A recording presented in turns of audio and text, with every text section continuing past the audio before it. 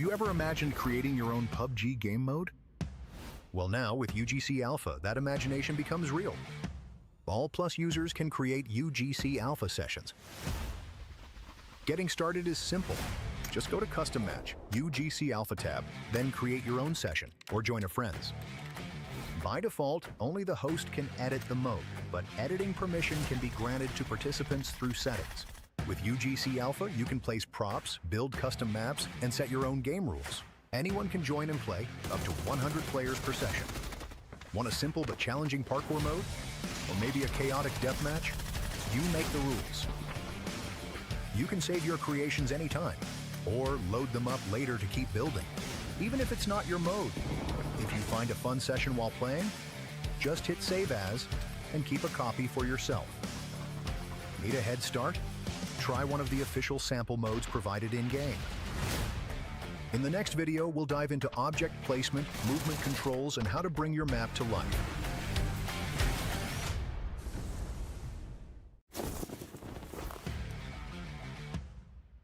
You can use the standard WASD keys to walk around. Double-tap the spacebar to switch to flying mode. Tap C to descend and space again to go up. Hit B to enter build mode. Now you can start placing props and devices anywhere on the map. To open the full editor, press P to launch the Edit Manager.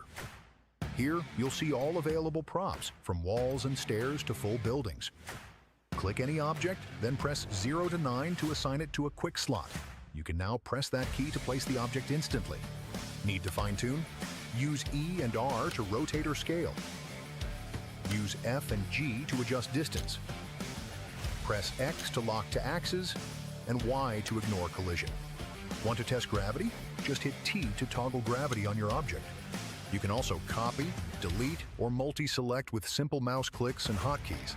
Next up, we'll show you how to set the rules of your game. Rounds, respawns, teams, you control it all. Let's dive into the rule setting. Press P to open the Edit Manager, then switch to the Rule Set tab. Here, you can fully customize your game logic. Set the number of rounds. Choose a score limit or time limit to end each round. Define how many teams play, anywhere from 2 to 100. Set team size, 1 to 10 players per team. Enable or disable respawn, and set its cooldown timer. Add invincibility after respawn for smoother gameplay. By enabling fill test players, you can spawn dummy bots to test whether your custom mode is functioning properly. If you'd like to play a solo game instead of a team match, simply adjust the team count and team size settings in the rule setting menu. For example, if you want a 100-player free-for-all solo match, set team count to 100 and team size to 1. Next up, we'll introduce the devices.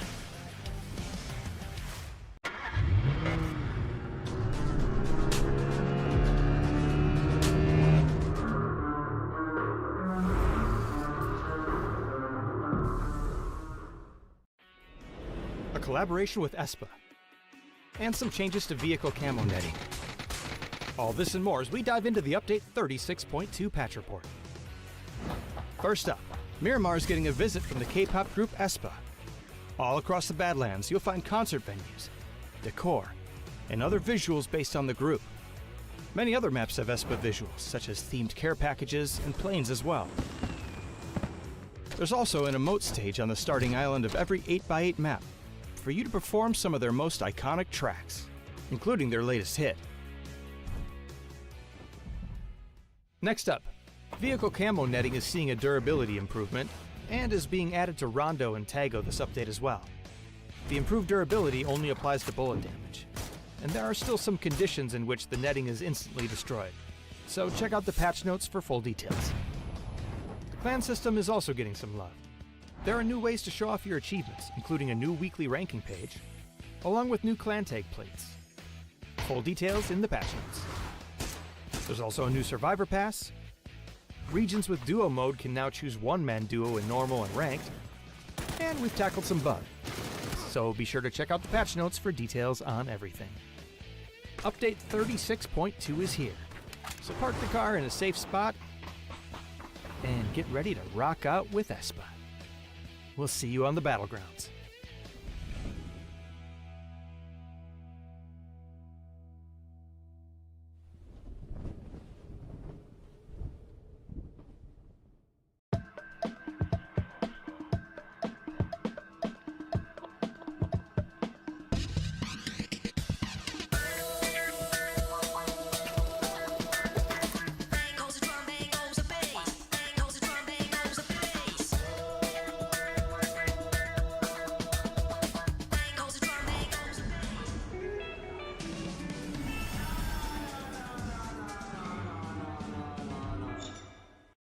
Welcome to the PUBG Players Tour.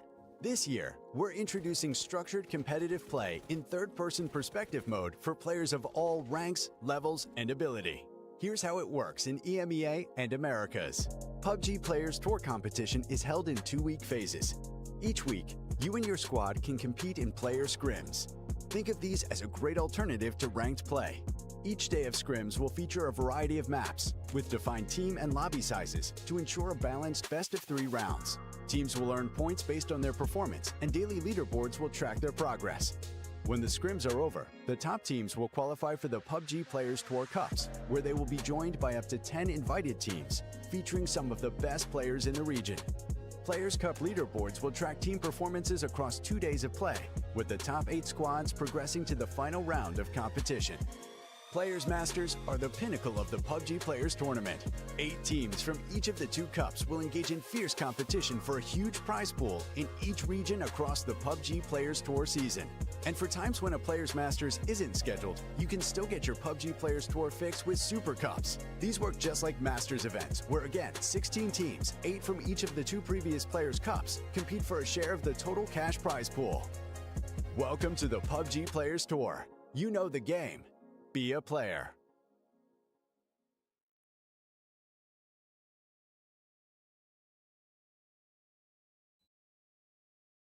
Welcome back, everyone, to the PUBG Players Cup. Week number 11. My name is Mark Powell. I'm joined by the amazing Koa. We've already had 4 amazing games. 4 games left, Koa, before we have to draw the line in our top 8. That'll be going through to the Masters number 3. So, obviously, we're going to have to try and wake our way through. More importantly, what's your thoughts, though, and your takes from yesterday? I was a little surprised by some of the teams showing up yesterday. I was not surprised by Win or Die walking over the lobby. I think they have been absolute terminators for a while now for the Esports as well. A team you'd always expect to do well. Not sure about that for the Esports roster. I was before the games. That was a bit of a Yoda sentence. Apologies. But playing with the Bidet Buster, which is Miracle, and then Kapi as the addition, right? So good to see them do well regardless. I think Cappy's settled in quite well. I think he's got points to prove, and obviously he needs to make sure he performs. Obviously, Footy Sports are looking for this kind of 4th player. Yes, they've got this kind of, obviously they've got the coaching and playing with the coach. Obviously, there's 50% down, right? Obviously, if this team goes through, they can only make one change. Expect the coach to step out, and obviously then you'll see them back to a full roster. But I think they've done well. I think they got zones, game 1 and game 2, but they played them to a T. Obviously, I thought they would have liked to potentially on that Miramar get the win, but it was Win or Die, as you mentioned, that did storm. It's worth mentioning, everyone, though, as you can see now, the older versus new point system. For those that don't know, we had half-price chicken dinner for a little while, but we're kind of now on super format version 2.1 or 2.2 maybe. Well, actually, for a first place, you'll be getting 10 points, and second place, you'll be getting 5. And obviously, it works its way down compared to what we used to, where it's 5 points down to 1. So more placement points are up for grabs. Kills are still 1 point, but it is an update, Co, and it has made some changes. Yeah, it's great. I think I really like it. I think what you can see is basically the wins double up, right? So that's big, that's huge. We already saw that in effect yesterday. Teams were trying much harder to win, and then it does add a bit of placement points compared to this PPT format, as I would call it, where we had kills being the majority of the points. But it does take away a few placement points from the lower placements when you compare it to the regular old super format. So I'd call it a super V2, whatever you wanna call it is fine. But I think it's a good touch. I like it, and I'm here for it. I'm down to try it out. I don't think it's gonna materially change things. It will just say, okay, winning's still important, but the frags have gotten a little more important than we used to. I think that's the big key there. That's the big takeaway for me, is that it has gone back to getting a win is still important. And I had a little bit of time to think about it between yesterday and today, and I was looking back and thinking about the games, and I felt like the early game was still the same. Like it was like sort of kill heavy. We've seen a lot of people get early engagement, catching the rotation, so we haven't lost that. I felt halfway through the day, it felt like people were shifting back to, oh, actually, getting a win now does mean we get an additional 10 points, so maybe let's lock it down, hold in the area. So, intrigued to see. I love that PUBG are trying things, and obviously they're answering questions from the community about it and trying to understand actually how and the fair balance that this format sits in. So you gotta love it. You gotta love it, and you know what? I'm here for it as well. I do like the emphasis back on 10 points for a win. Yeah. It's always a bit tricky when a new format comes around and you don't like it, but this one I don't have to be diplomatic about. I do like this compared to what we've been playing the last few weeks. I think it was interesting because I think it completely shifted the momentum from positioning yourself for a good placement versus just getting the kills in, man. If you see a third party, you're always taking it. If you can camp some early kills, you always do it. Now it's gotten a little more tricky. It's gotten a little bit more diverse again, and I love to see that. All right, let's talk about tricky and diverse, because we will look at the leaderboard shortly, but I do want to talk about some of these teams that are struggling, especially after the first 4 games. And one of the big ones for me, I'm not going to say struggling, but they are on the wrong side of the leaderboard, and that is SlamG. A good couple of games, but the consistency of trying to get into the end game was pretty interesting. I was able to get 1 placement points. Now, they got some frags, but it just wasn't enough when it came down to that. Do you think they'll be making big changes today, Kuro, just to maybe try and get those placement points? Or can you see this team going like full send and get as many kills as they can just to sneak into a top 8? I think they're going to continue playing their own game. I think they're good enough, and I think they know that as well. So I'm not too hyped on the gameplay changes. I think that's a really... It's a question is asked, I think, every single time a team does well or does poorly, right? It's a very easy interview question at any time. But I think most teams always answer, oh, just play our own game, just play it better, right? And I think that's what most teams are always aiming for. And we are probably going to see that today. I'd be surprised if we see a SlamG out of the top 8 when the day's done. Big takes there from Kuro. Let's look at the leaderboard that, as you can see on the screen. It is very, very apparent that a win or die in Esports at this point should be locked in and in a top 8, which means we're fighting for a third down to 8. And the good thing, and kind of emphasise maybe what I was saying, obviously playing their own game. SlamG, a Conquest, Skittles, maybe Skittles need maybe more than just 1 game. But a good game with a average amount of kills, because that middle section is so compact together. It does mean things will change up, and I can see it changing up. Actually, the leaderboard will change potentially each game here, where we'll find these teams sort of fighting to ensure they get into a top 8. Yeah.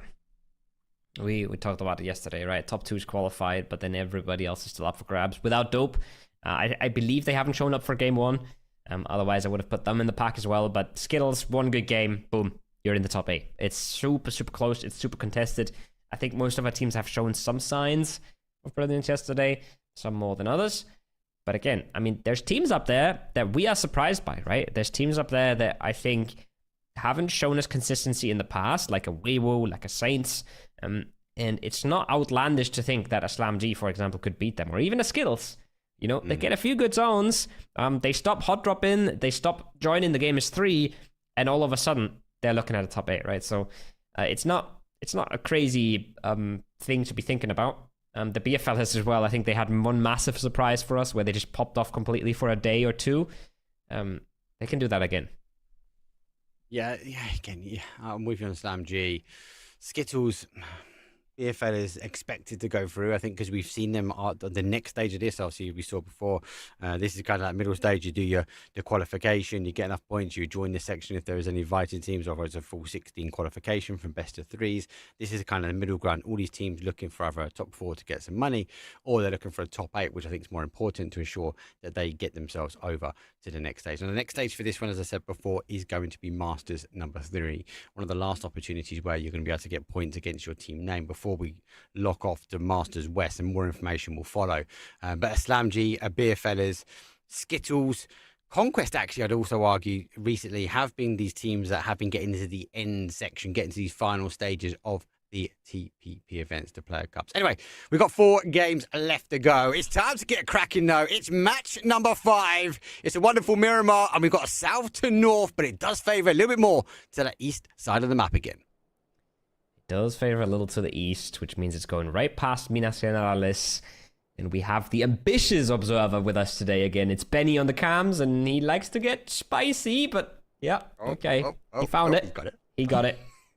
I say he likes to get spicy. That one, not that crazy. You know, a huge field of view. The plane's got to be somewhere, but I'm sure I can nag him into going over ambitious and messing up one of those future cams.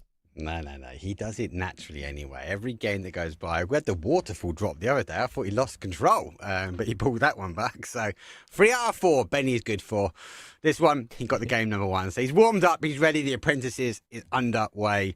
Obviously, yesterday we had the zone play back. And that south side lost the zones, obviously then played down towards teams, obviously rotating around. And then we saw on that loss, southeast corner, Footy Sports rotating, and that's kind of where that hill ended up. It's a good play from them. They're going to go for that normal drop, a little bit south actually for Footy Sports. They're normally playing towards that Impala. They're much just going to try and get the cars and rotate. But meanwhile, it's normally a slower start. Teams are able to find loot spots, maybe a little bit of rotation luck, but all in all, you tend to find it's a good starting map for the days of TBP.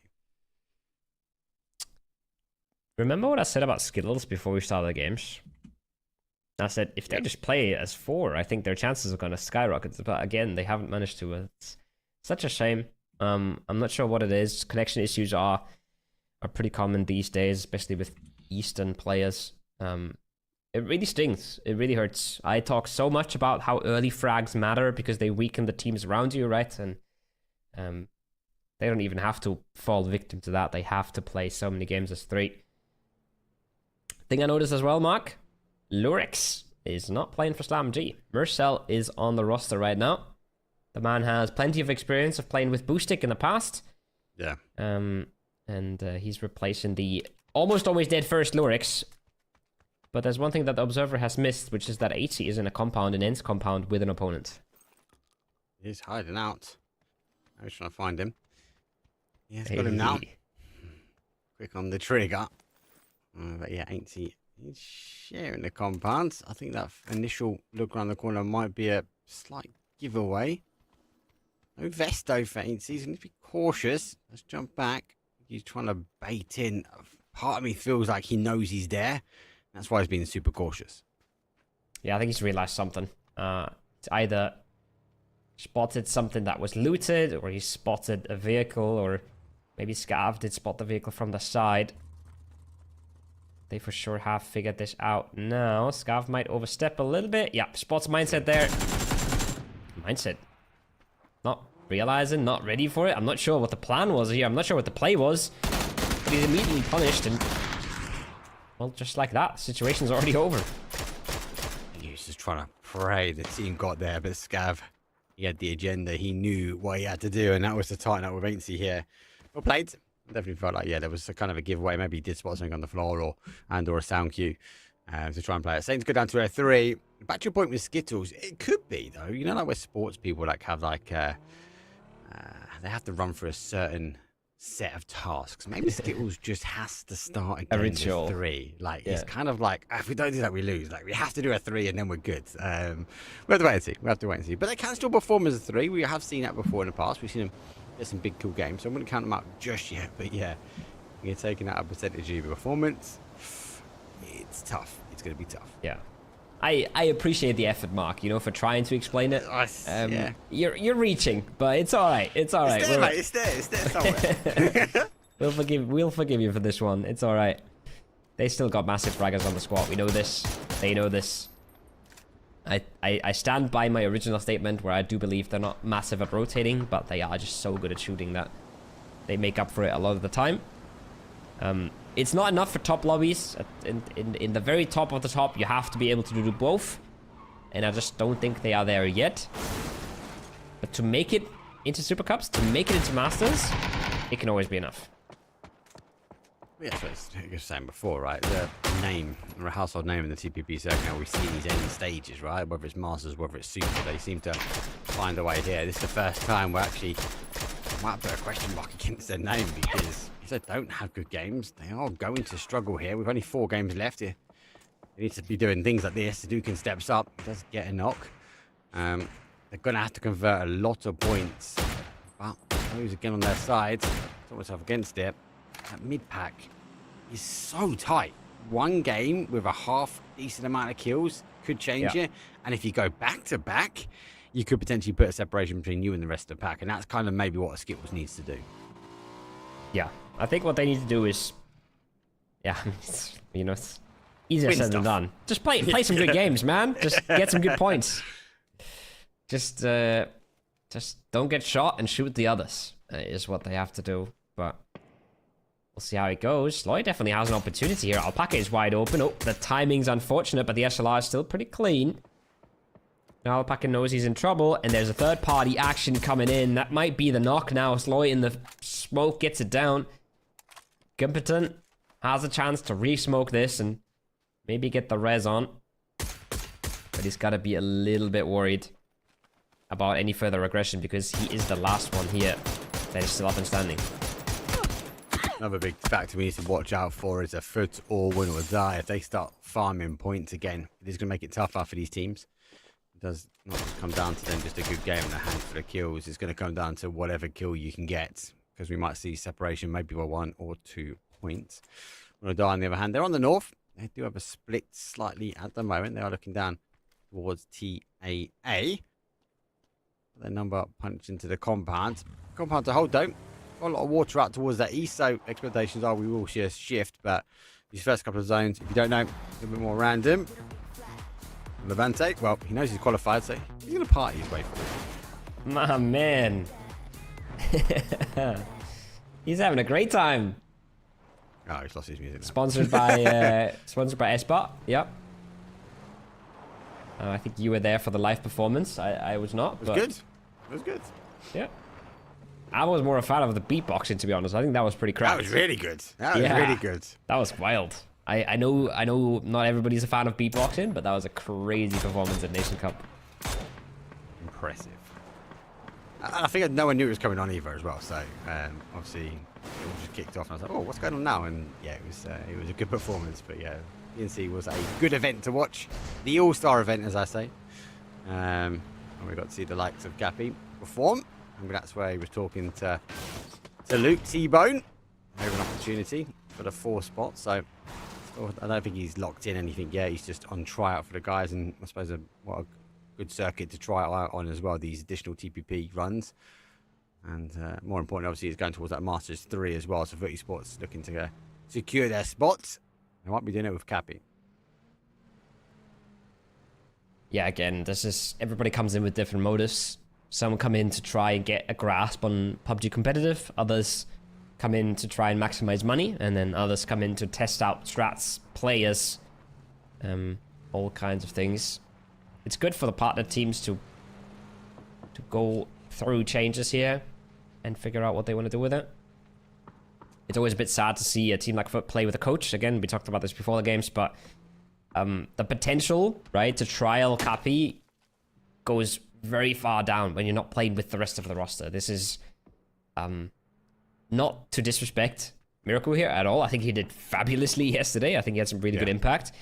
But the game's completely different. The roles are different. Things get slowed down a lot when one of your players is gone, and you have to try and substitute all those habits, all those structures. So it's good to see HC back on track. HC is back. Always good for points as well. So interesting combo as well. So, well, see, zone obviously closing its way in. 14 teams do remain. 53 players. Everyone now inside the zone. Don't forget, you can check out the map. If you are on Twitch, type !map into chat. That will give you an opportunity to follow the link and have a second screen monitor, phone, girlfriend, husband, wife, partner, anyone, cat that might have a phone, laptop. Get it open. Make sure you get an idea and keep an eye on how some of these teams rotate, because now with the early stages, a rotation can be critical and trying to position themselves up to which way this zone will go. And at the moment, we have a little bit of a vibe. Some teams obviously still holding down that south side. A large amount of teams centered up, arguably towards that north. Oh, Duke can try and take the tires and nearly gets punished. Nearly connects to the head there. Bolt would have done the damage. But phase 2 is coming on in. And phase 2 is going mighty east here. The island's still in play. Back in the days, I used to have like a rule of thumb that said, if the Ends compound is still in, then islands are unlikely. That was sort of, I tried to sort of do the maths and figure that out. So this one looks very far west to me. We would have to see an absolute miracle for this to go islands, but I've seen stranger things happen in the PUBG world. Foot with a fast and quick send into Impala. under a lot of fire from SlamG, but SlamG is disjointed enough for Foot to stay very clean in this. Yeah, no drop zone for them. They'd be worried the teams might have backfilled this location. SlamG do go down. Neighbor from Hands of Hope. Get the punishment here. These are these rotations that obviously keen to look at. Ainsley does fall short, so you're going to catch TAA rotation between. This could be dangerous for them. Scat pops out for one. Looking for that confirmation. Now they have to scatter.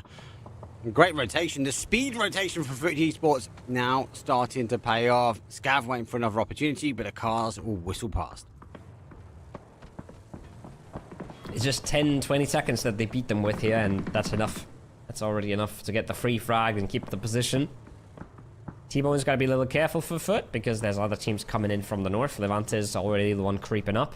Levante and creeping up are basically just words you've got to use together at this point.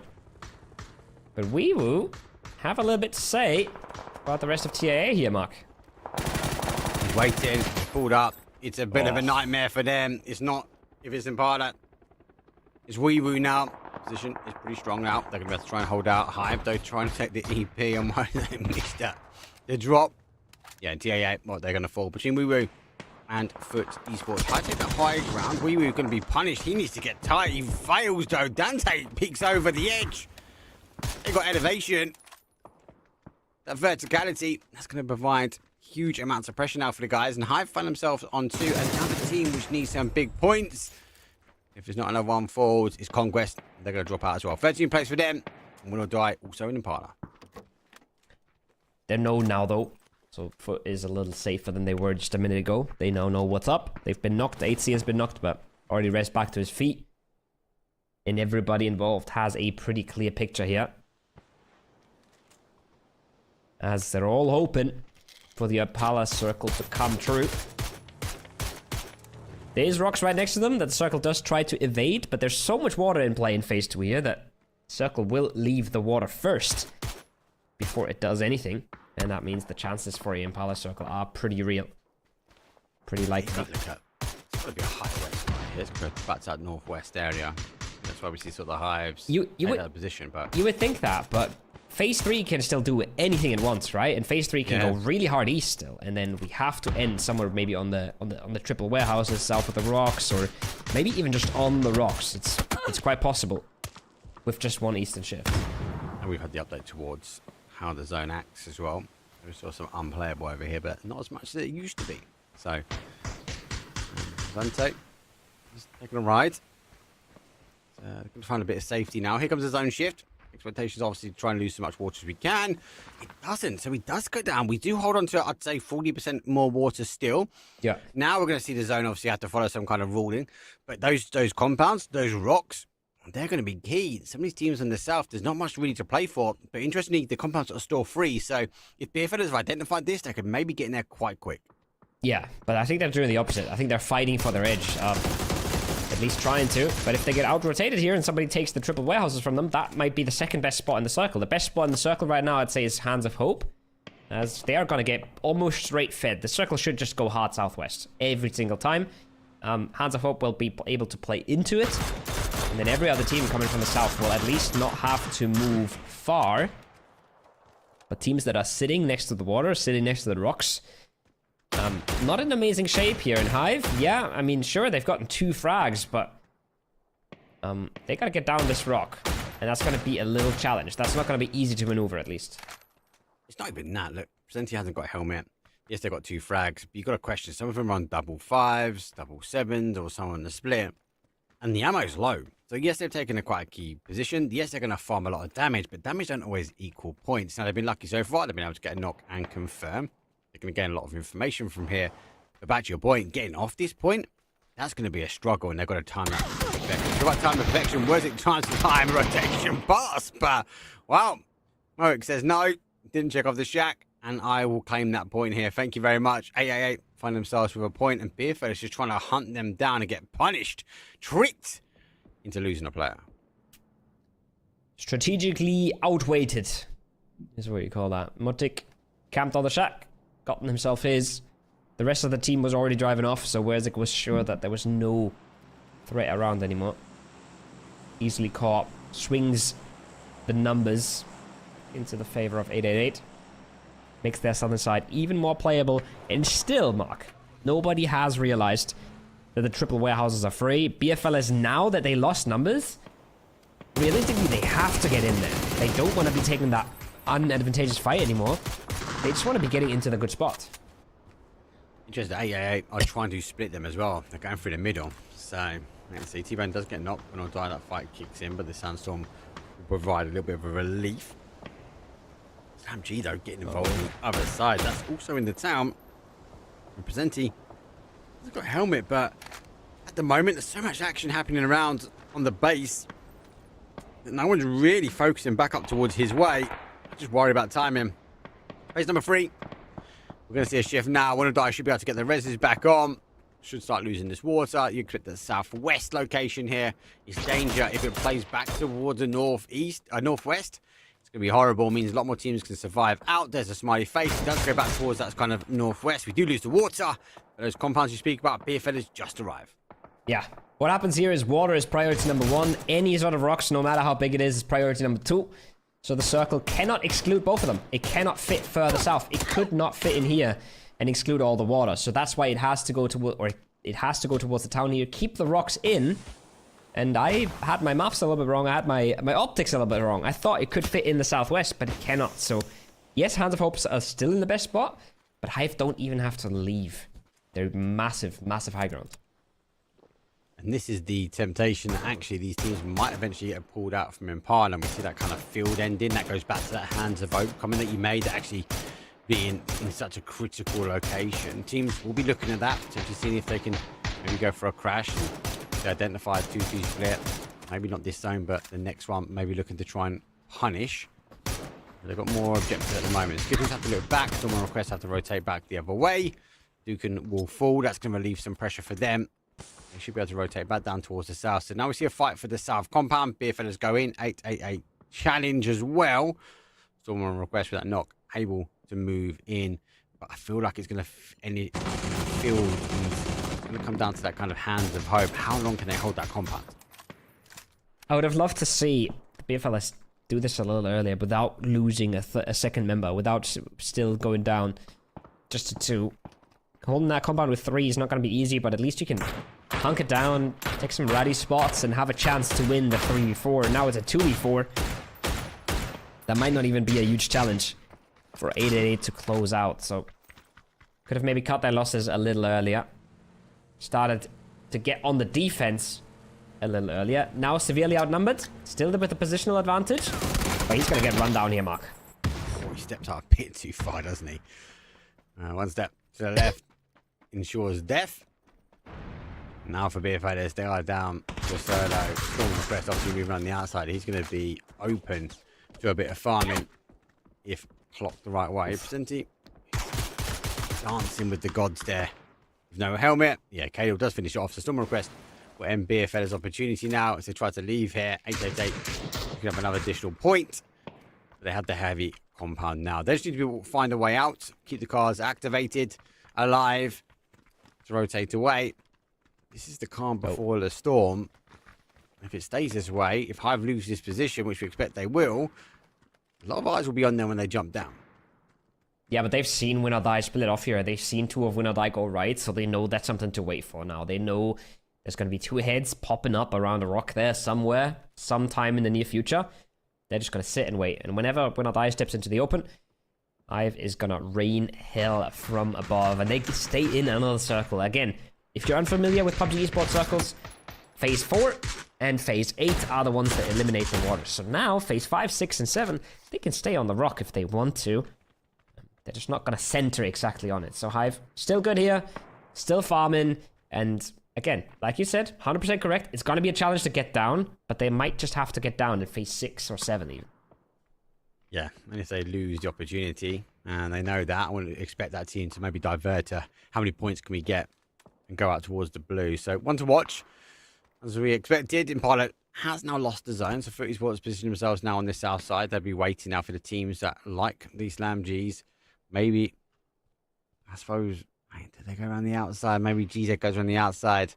Artix now goes down. Saints going to be there.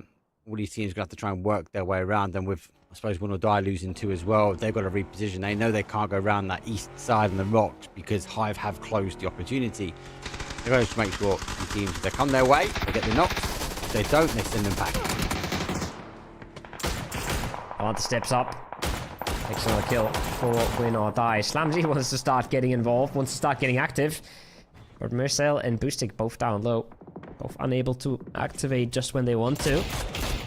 And so many of our teams, Mark, have to work into something, have to fight into something, while they're getting peppered by just a bully team on top here. Look at this. How frustrating is that? Just because they've been left alone. No one else is here contending. Everyone has to fight for zone now, and they just get free. The only thing that's to watch for Hive is when do they run out of ammo. That's the only thing. But as it stands, they are farming. Another knock on the board. Chingen does get Levante down. Doesn't look like he can get the flush though, as he is behind the wall. Back towards the other side of things. Dortmund regrets what a punch a hole through the barrage. That is the teams. They're going to send it now towards the center of the zone. This is quite dangerous. Yes, it is open. There are some dips. And keep it alive. Hive will be the problem. And there we go. Rox gets another one. And everyone's got to scrabble to the base of the mountain. Yeah, and then you got to hug the mountain, which means you can't do a whole lot. And you have to wait and hope that Hive dies above you. You can see now, I think... Not sure if that Mirado is just out of the picture or why it's rolling down the hill again. But I don't think they're really surviving a whole lot here. That's a car that's gone.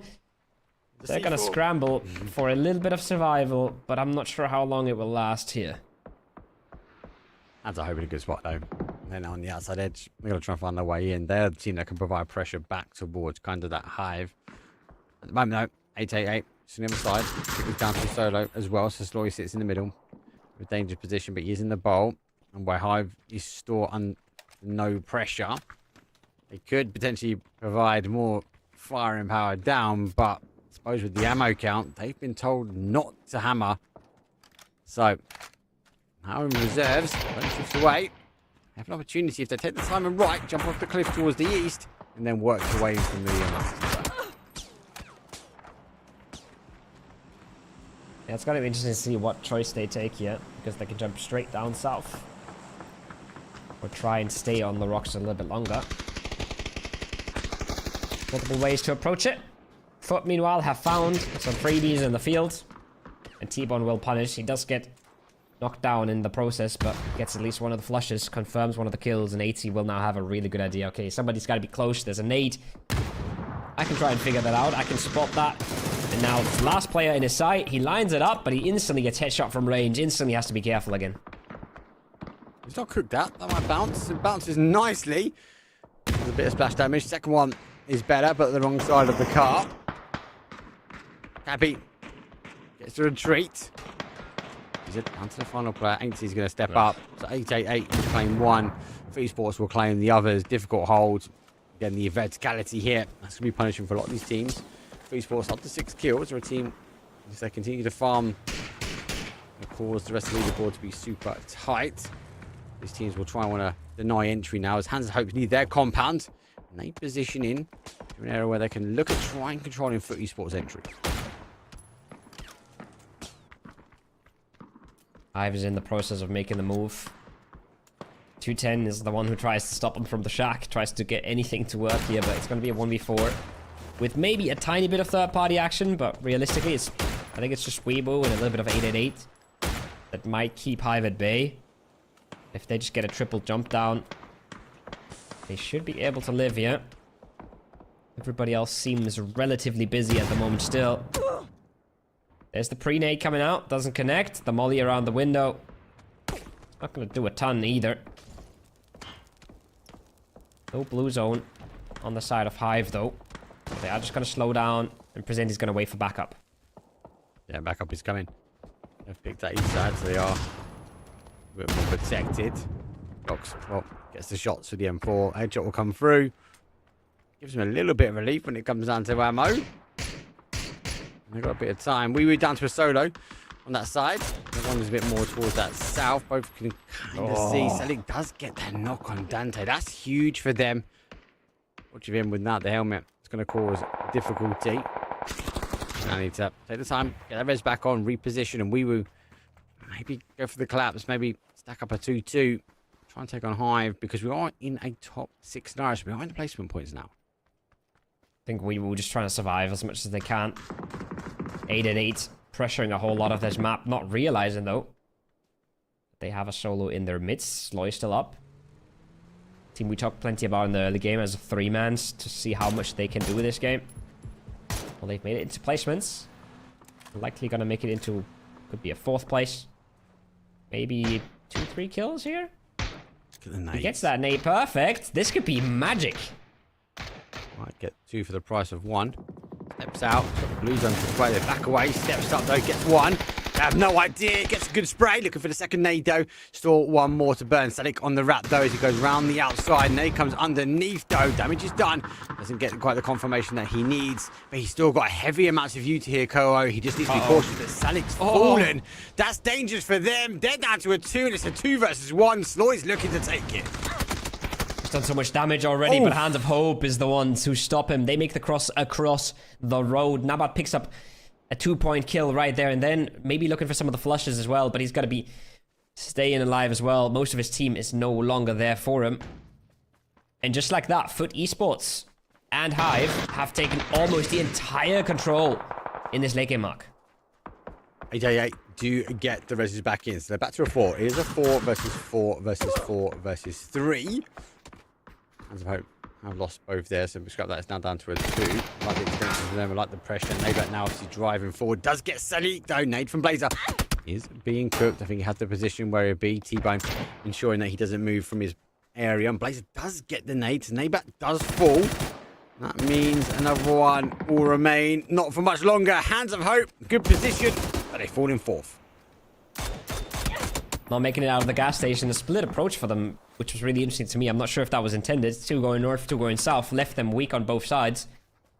But T-Bone finding a massive one onto Hive. Putting the numbers in the favor for Esports. No vest for Cappy. Majority of the frags once again going to the experienced IGL. Not to the young crack kids, but to T-Bone.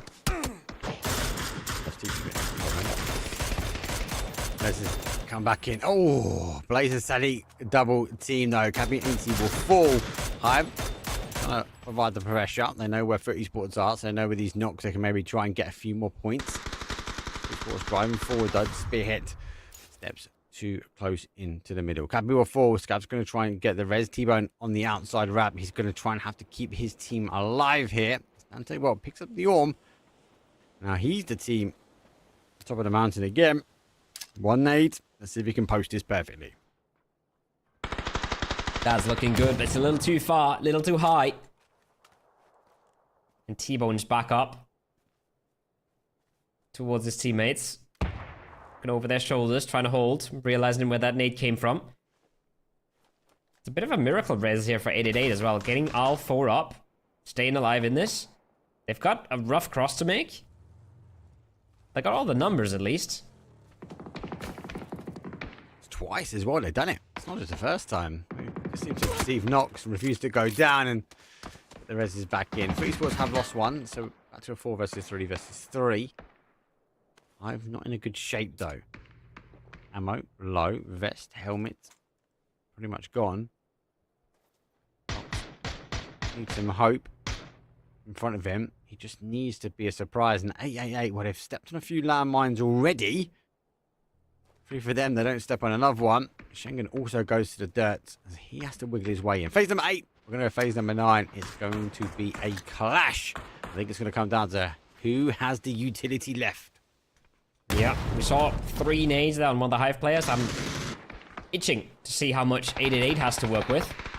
Because if they've got any throwables at all, then Presenti, I think, is pretty much done for. Dante now found, Rock's now found, Foot activating over the top, but they can't go overzealous. They catch a single knock here. And 888 is just going to walk away with it. Yeah. Hive in that strong position. They get caught. Foot Esports work their way back towards the north. Looking to try and cut the nades.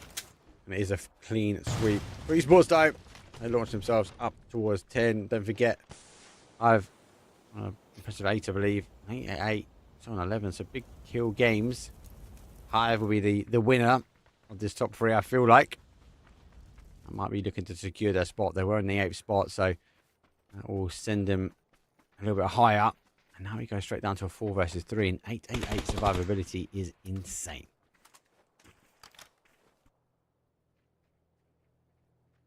Crazy how they've done this. They've been scrapping. 11 frags, I think, on both teams, if I'm not hallucinating. Both teams have been battered. If 888 hadn't been triple knocked in that exchange with Sloy, I think they'd be in a much better spot right now. Because Foot has been blasting at teams getting blasted back. But that's a huge opener that equalizes the numbers, and Foot have the better spot. They have the more central spot. 0 util here, though. 2 flashes, and that's it. Argue that the angles should prevail here. Yeah. Just spray through. 888 trying to stretch over. T-Bone gets that confirmation, though, on to Sadik. They are going to go down towards that hard cover. They have been spotted, though. T-Bone towards the truck. That give him a little bit of high ground. They're now counting.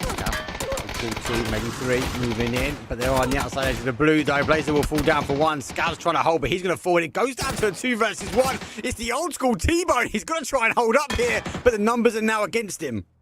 Numbers are against him, but the cover is in his favor, dearly. Oh, 26 Molly's left. good, 26 bullets. We've seen him pull off 3 X-sprays, but he's got a folded shield to work against. He's got to connect instantly, immediately. Reloads for 1 bullet. Not sure if that's the play, but it doesn't matter. 3x T-Bone again. 3x T-Bone, that's the way forward. It's a 24-point game. T-Bone, the old dog, he's still learning new tricks, though. What a win from Foot Esports. I think it even came back to that early rotation for them, right? We saw the zone shift back heavy towards the east. Foot Esports 10 seconds ahead of TAA, scrabbling their way through. But Foot Esports, good rotation, good timing for them, and they're able to dig deep. T-Bone hacks himself a win. Absolute lad. I said when the game started, right? I said at the top level, you do need both. You need rotations and you need the shots. And, well, we saw right there for massive rotations, good timing on the move out of the city. They don't overstep while they're in the city, right? That was easy as well to lose players there because you have Hive on the rocks hiding out. You have teams breaching in. There's a lot of mistakes you can make. They make none of them. And they clear that field. They don't get overzealous. While they're knocking Hive, they don't get overzealous. The only thing that sort of goes wrong, maybe, is that 3v3 there at the end, right? Where they get the initial knock and then they lose 2, but they're just out in the open there, scrapping off, no vests anymore. It's very understandable. But T-Bone with a 1-bullet reload brings home the win. GG's. Really good at the end, though. Foot Esports obviously at the top. I feel like Hive would also be a win in there. They were sitting in the 8th spot, though, so they obviously were looking to launch their way up. We are looking for a top 8, but for now, we're going to look for a quick break. When we come back, it'd be time to take a. We'll have a quick look at the leaderboard. Don't go anywhere. We'll see you guys in a few.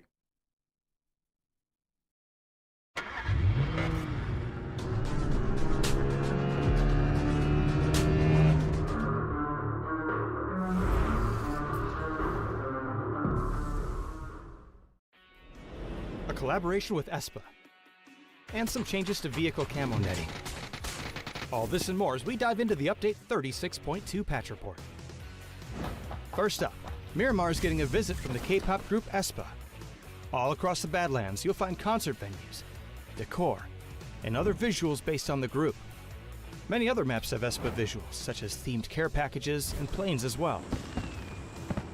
There's also an emote stage on the starting island of every 8x8 map, for you to perform some of their most iconic tracks, including their latest hit. Next up, vehicle camo netting is seeing a durability improvement and is being added to Rondo and Tago this update as well. The improved durability only applies to bullet damage, and there are still some conditions in which the netting is instantly destroyed, so check out the patch notes for full details.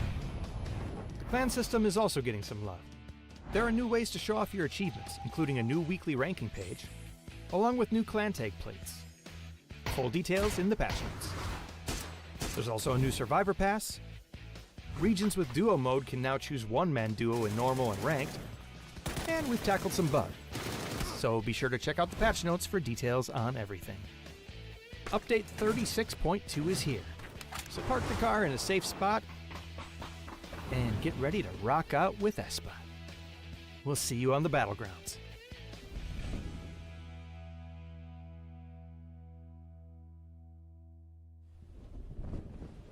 Have you ever imagined creating your own PUBG game mode? Well, now with UGC Alpha, that imagination becomes real. All Plus users can create UGC Alpha sessions. Getting started is simple. Just go to Custom Match, UGC Alpha tab, then create your own session or join a friend's. By default, only the host can edit the mode, but editing permission can be granted to participants through settings. With UGC Alpha, you can place props, build custom maps, and set your own game rules. Anyone can join and play, up to 100 players per session. Want a simple but challenging parkour mode? Or maybe a chaotic deathmatch? You make the rules. You can save your creations anytime, or load them up later to keep building, even if it's not your mode. If you find a fun session while playing, just hit Save As and keep a copy for yourself. Need a head start? Try one of the official sample modes provided in-game. In the next video, we'll dive into object placement. Well, the 3X mastermind, that is T-Bone, delivers again. Delivered yesterday on Tago and delivered on the first game as he will clutch the victory for the team, though. But will it do a big change up on the top of the leaderboard? Most probably not, Ko, because Esports already secured their spot. It's more this bottom side, and Hive do skyrocket themselves up from 8th now to 4th. Yeah, but don't forget, right? There's still money on the line. It's still nice to win. It's still nice to finish ahead of Win or Die here for first, but it's also just nice to play these games out, get a lot of time in, get a lot of chance to be experimenting with the new players, right? So love that for them. And then 888 also cementing them as the top mark, right? We talk about Hive breaking in there, but 888 also cementing their spot at the top and qualifying to the next Masters, I believe, maybe with this game. Maybe they need, 5 more points, but I'd say that's pretty much locked in for them now. It's what I love about day number 2, right? We see pretty much every game goes by, a team will secure their spot, right? So 888, yes, I think they're there. Maybe a couple more points will secure. Hive looking to do the same. Good start from them. We also got a level up on the leaderboard. Interesting though, when you look at things, obviously Skittles do move up. Obviously, they're now on 11 points. The cutoff is 28, so there are 3 games left. They are going to kind of need teams like the Saints, Storm Request, Hand of Hope, maybe to fall, as they've got to keep up to the pace in that is like the Win or Die and the Foot Esports. Beerfellas had an opportunity to try and secure their spot into a top 8, but they fell short. So it'll be interesting to see after that game, Ko, if it's more about actually, do you know what? We should have kept the bodies up and worried on the rotation, but they've got all the time when it comes down to Tago. For sure. Also, not just the Tago, right? Not just the Tago. We are heading into the Tago as a second map of the day. The plane's already in the air. The players are ready. But we have 3 more games total. So plenty of chances for anybody to close the gap. Plenty of chances for anybody to get themselves in there. Plenty of chances for Observer to miss a plane. I love how he's not gone for the waterfall this time. He didn't want to risk it. The chocolate biscuit, but he is back in Buxan. Definitely a favoured spot for him, so it might be his drop spot. As it is close towards a flight path. It's the south up towards a northeast, and it arguably is worse than the last one, where it's a very, very heavy towards the east. Up. Whoop, whoop, whoop. I love it. Should have stuck to the waterfall. I love it. I love it. Oh, June. The man goes very far away from the start of the plane, so he can be artistic, but then you gotta have the timing perfectly down. It's really not that easy. I always have a different approach where I go a little bit closer to it and just basically don't move around as much, don't waste as much, or don't use as much time setting up the shot. But he's a little more artistic, and he's a risk taker. What can I say? He's got the flair. He's got the flair. Now, talk about the flair. We've got the hot drop again. We had this yesterday. Don't forget, Skittles got left packing. And they went down to a solo and had to try and play that solo game out. Hive looking pretty close as well. So they might be going towards that market. They might be looking for a third party. And again, a couple more points will secure their spot. Drops do look better this time for Skittles. They fell short last time. They find themselves in, but it's a full juke as the zone, well, it goes early down to a southeast corner. That's a big standoff. That's a big brawl. Sloy finds the first. I'll pack it. It's going to drop on down. Good luck to the observers. This is not an easy one to observe. So many angles, so many possibilities. 1-for-1 trade right now. But that's quickly swayed into the wrong direction, or the right direction if you're Skittles. Oh, 1 HP. Yeah, brings it back. Remember as well, this location has the recall, so his capabilities. He's just about winning the fight. Now he's down to 1 HP. I wonder if he's got a med. Hasn't popped anything just yet, so maybe that rate tells me he's got bandages. Hadouken looking for the special move to finish off. Sloy has a feared him. Someone is above him. And G said, well, they're down the body. They've got position. They just kind of need Skittles to fall in the trap. But no, he steps forward, though. He's looking to try and take the aggressive action. He wants to get towards that med. He runs out. It goes and gets his hand caught in the cookie jar and a Hadouken. He's going to punish him.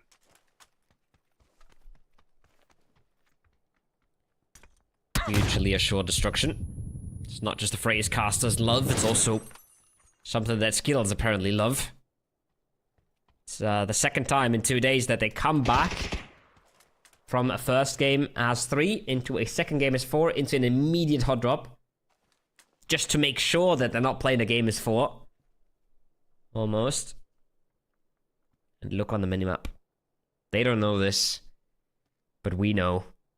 Hive is already so ready. They're spinning the web around this.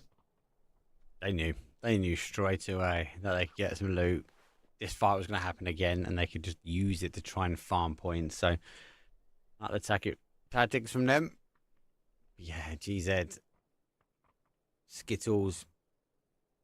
And the time they find out, it's going to be a little bit too late. I feel like Hive just pumped the brakes a little bit, waiting for the fighting to continue. But they have 100% read on the kills. Yeah, don't forget the match log is there now as well. So even if you missed it, you can always press escape, match log, and look back who died, who got flushed, who got knocked. Super handy tool for situations like this. If you're in the situation that Hive is in, you're third party in a fight, you can always just go back and look it up. And, well, even without that, they probably would have had the information. But look at that now. They're taking so long. Scav is already rotating on buy for Foot. This could get a little awkward later on if the rest of Foot consider this safe. Because I don't know if Scav has even heard a bullet. No, it has to completely died a death. No pun intended. Scav has literally driven past. Now the shots come through. Now he turns back this way. So he might be looking for a third party. Hive on that position as well. They're starting to move their way in. Shingen, level 3 vest. Gonna help. Holding out that sort of north side. Like the south side of the compound to try and jump out, but Lucan trying to get that spray back down. No connection just yet. It's gonna be down to strategic. Where do you stack up? And with a shotgun in hand, it kind of might be a spearhead attack. Shotgun is amazing. But when you're aggressing down long hallways, it ain't working out. And so Akmansad is holding a pretty good angle against the shotgun right there. He is spotted as well. He is known. So the pre-fire could have come out. But it hasn't materialized. They're still taking their time with it. As Foot find the entry onto Hive. That now means Foot knows what's going on. It means Skills know that Hive is here. Grease know Hive is here. Everybody knows, well, we're playing for this fight, but we're probably playing for at least one more fight right after. How did he get past? He got past for 2, and it was played. Oh my god, Grease clear it up again. So despite Skittles can get the early knocks, despite they can get the early confirmation, they do fall short. Hive now looking to activate. They have lost 1. They want to try and get themselves into the compound. Don't forget the recall system here. That is going to be key. Now he goes through, gets the confirmation. First one on the board for them. For Esports, what do they disengage him? They don't want to get involved in this scrappiness. They might try and hold these, whoever the victor is, out of zone. Seems like they have a good grasp on where the player could be as well. They got the flush already. And they have a really good idea of where Akaman's holding up. But he can just hunker down, not move. And let him walk into him. They might start having some doubts. That's not a very proficient flash. The smoke is basically a fake flash coming into the room. Another team clash comes out, but they still have 3 man up. I say they still have 3 man up. Yes. But if they don't flash that room, because they have the position slightly wrong. They don't flash that room. Ackerman can do this. It's 12 as well. He's waiting. Next one's up on the board. That's a 360 spin. He gets one. Looking for the second. No, Schengen down to one shot. Has to back away. Presenti now going to be there as well. Looks for the cook for the flash. Flash will go in. He charges well. Gets the second one. 1v1 now. Presenti drives his way in. The flash connects. And Presenti will get the final blow. Hive stay alive with 3.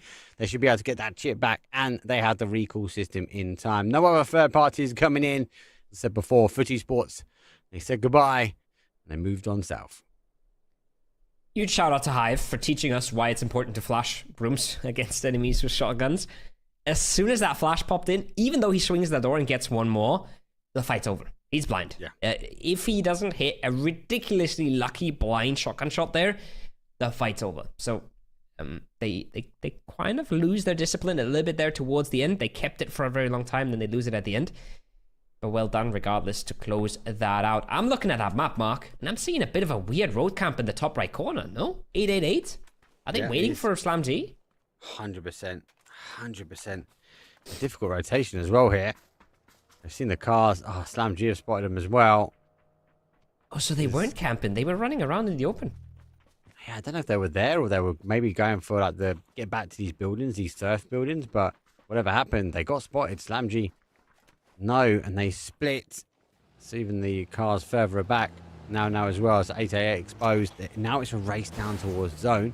There's a few choke points though on the east, but I think a team like Slam G, knowing that someone's already here, they'll be very methodical about how they come in. I wouldn't be even too surprised if they maybe rotate to a more of a center or westerly approach into this zone. Was it Slam G who killed Salik? Is that why 888 is still hanging around? Is that what's happening here? It might be, right? Magori has a kill on his tally. So I guess they clashed earlier while moving towards their loose spawn while we were hoping to see the hot drop result. So maybe that's why they're waiting, but then maybe they gave up the wait in the last second because they were running around on the open road when Slam G was going their way, so they get spotted last second. PUBG timing is cruel like that sometimes. But I think there's a really solid chance both of these teams just make it into zone right now, and fairly uncontested as well, because that northeastern side looks mighty free. Yeah, everyone's gone down to the south, haven't they? We've got a bit of water in the south, so we have hospitals here, and obviously South Hospital, we have obviously the water. Then on the east, we have a little sliver of unplayable, which we will need to lose though on the later zones. A push back towards Buksang, well, that would be quite dangerous. A lot of these teams in the southeast will have to consolidate and sort of rotate their way around. There's a few choke points here. And there it is, arguably a west backish towards Buksang. Foot Esports get fed. And what I fear, a lot of these teams now need to rotate in. I expect more teams maybe to sit on the outside edge, but we are going to get a clash quite early on. It's a good thing we're down to 46, right? It's a good thing we lost a bunch of players already. That leaves a little bit more space for everybody else now. And I spot Motic going far north here. So I think he's going for the blue chip, and I think Slam G haven't blown it up.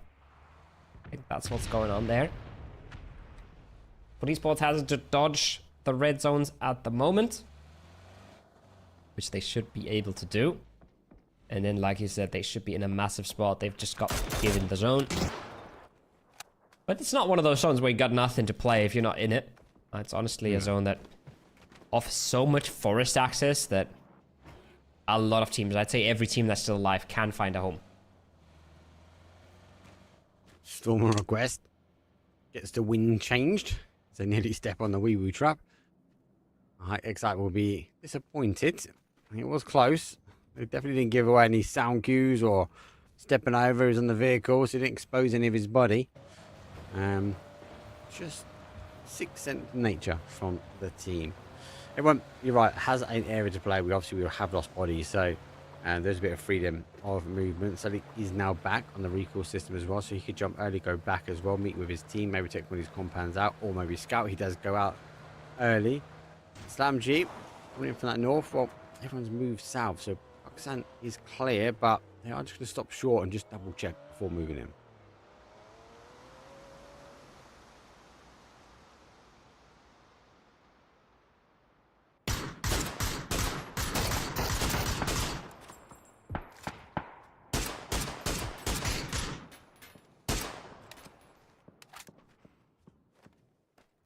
Saints. We'll try and hold up now. You fellas too far away. And as a opportunity, we've kind of maybe telltale their sign, telltale their position. Conquest on the other hand find themselves to collide. That's going to be a lot of information. We see more of that on Rondo. It's more of a puffing the feathers out, right? This is more of a, do you know what? Let's just let everyone know we're here. Make sure they sort of crash in. If you receive a knock, that could be punishing. I don't love it. I think Cramsey should be keeping his feathers still. Maybe take off. Oh, this is it's looking like a bit of a mayday. But the glider does stay alive, at least for now. I think the time to go is maybe in 10 seconds, right? Scout when the circle pops. Observer is about as drunk as Cramsey was on the wheel there. Take off before the circle pops, and then scout everything, and you'll have the info when it pops before other teams can gather it. That's generally how you want to be using the glider, I think, from the edge if you're already in a spot.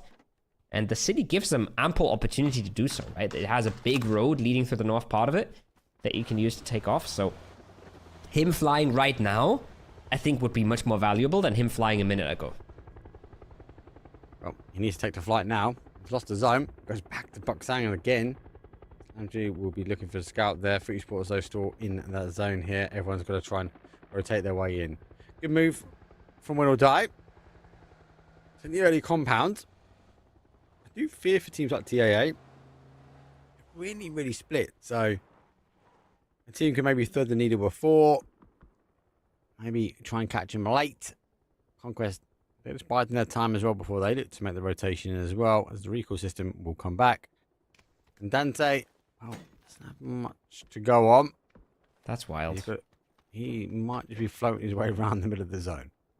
So Hive intentionally waited with the respawn to get the scout, I believe. If we're looking at Dante, I think he probably opened his parachute very early, very high up. And he's trying to scout the entire forest for them. And they waited to res him so they could use him now. They were sitting in the blue in terminal for 2 zones.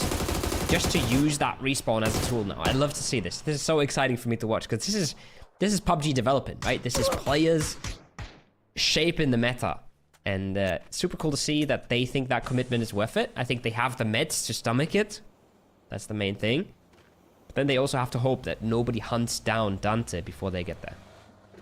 He's going to get such a good line of sight into Buxang as well. So, let's wait and see. I do like it. I enjoy the geek out with you as well. Because it is them changing. It is them trying to understand. And I think it's the first obvious time we've seen that as well. Where they've waited for so long. 19 first days. No wonder why. Shengun could have stayed there to round 4. We've seen it, an opportunistic use of the scouting. But Hive have been the most inventive with the late game reses and with the pulling of the parachute early. I mean, Dante was the first to get himself a 2nd place in the 2nd EU Masters or EMEA Masters season, just by floating and landing behind the winning team. So they've been cooking things up, and it's been working. And Dante has found himself an MP5 in the shack without a vehicle close by. That could be a pretty good spot to be in. Just needs someone to fall on his sword. As the teams though, working their way around. Charles might be a giveaway sign if they can make it here. Footy Sports do get a good confirmed. Some request here. Boostic taking a few shots. Hive taking some damage, but arguably the scout has paid off. They found the rotation path in through. They've dodged multiple teams. Now they arrive at their new home. Zone shifts further afield, goes down towards the southwest here. A lot more teams now need to get moving. Hands of Hope will hold on. The Beer Fellas will be looking on here. Hands of Hope again, as in game 1, in a massive spot, in possibly the best spot in the zone. But they weren't able to convert from it in game 1, so it's interesting to see what they do from here now. I kind of want to just see Hive win it, just to show the lobby that this works, and this is indeed a tactic that you can pull off. The Beard Fellas, meanwhile, have found Weewu in the blue on the southern side, and this fight is about to get real messy. Yeah. We need the points as well. He'll go out. Next hype gets caught on one. Tries to back up, but doesn't miss the sweet color smokes. Very tactically placed from him. Well, that cover has now folded. Needs to pick the fire, but it's going to be dangerous for him. On the other side of things, they'll win or die catching Conquest. So they rotate their way in. Munty will fall down. Conquest will get Sunflower E down as well. So a little bit around the houses. SlamG now on 3 kills. They on look to this. You need to get in though as well. They're just still on the outside edge of the zone. Water coming in. Is it good enough? Yes, Oh it my, is. It's a am I double. bad. Oh God. my. Knock and flush. 1-2, thank you. Bam. Out of the game. Classic win or die. Rough times if Always you're him as Conquest. well. Always him. How do I find this insane? Yeah. He might have the ruler tattooed on his wrist, you know? That's the way to go. You just tattoo it to the back of your hand and then you always have an accurate ruler with you. Whatever it is, it's working. Every kind of event we see, Hell of my bad deliver. Reboot, deliver out. They go 12th place now. Still sharp placement points at the moment. Hands of Hope and the opportunity to try and close out the game. Try and tighten their way up. They need some more kills on the board. But there's 2. Some up to a big whopping 3. And then Hive, well, they can rotate their way around. I think they can rotate to safety now. As the initial opening comes in from Foot Esports. Yeah, that's the forests coming alive. So tricky, so hard. I say this every time we have Tego Forest, right? Keeping control is so hard. Leos finds that onto the bike, by the way. That's mad. That is a crazy shot. I wonder if Win or Die engage on this. They could if they wanted to. But they're enjoying life in their compound right now. Leos picks up another one. Hello, my bad, picks up another one.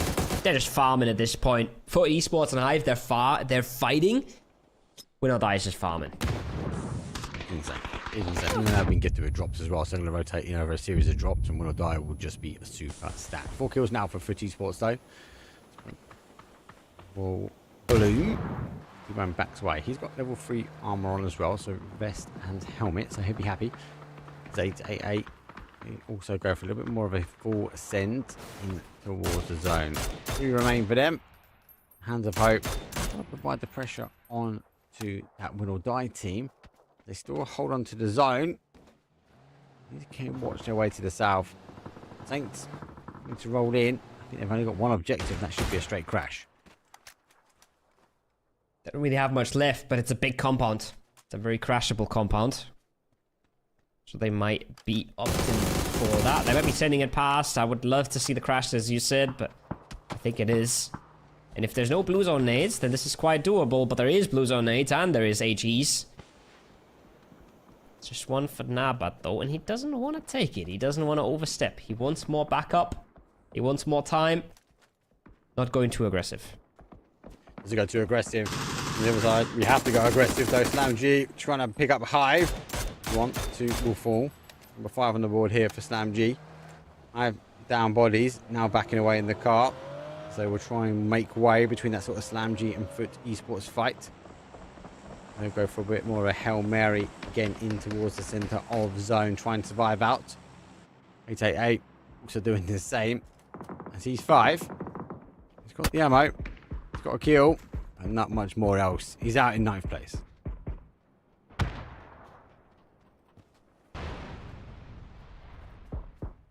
This is the day for them until this point.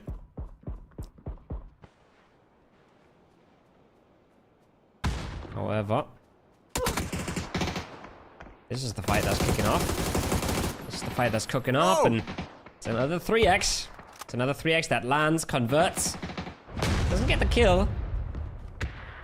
That's an interesting C4. Was that a Win or Die C4? It was short. I can tell you that. It's explosive. How much more? I've unfortunately will now fall. Yeah, car is just in between them. Conquest also will fall short as well. We're now in the placement points for the top 6 scenario. Win or Die are farming, as you say.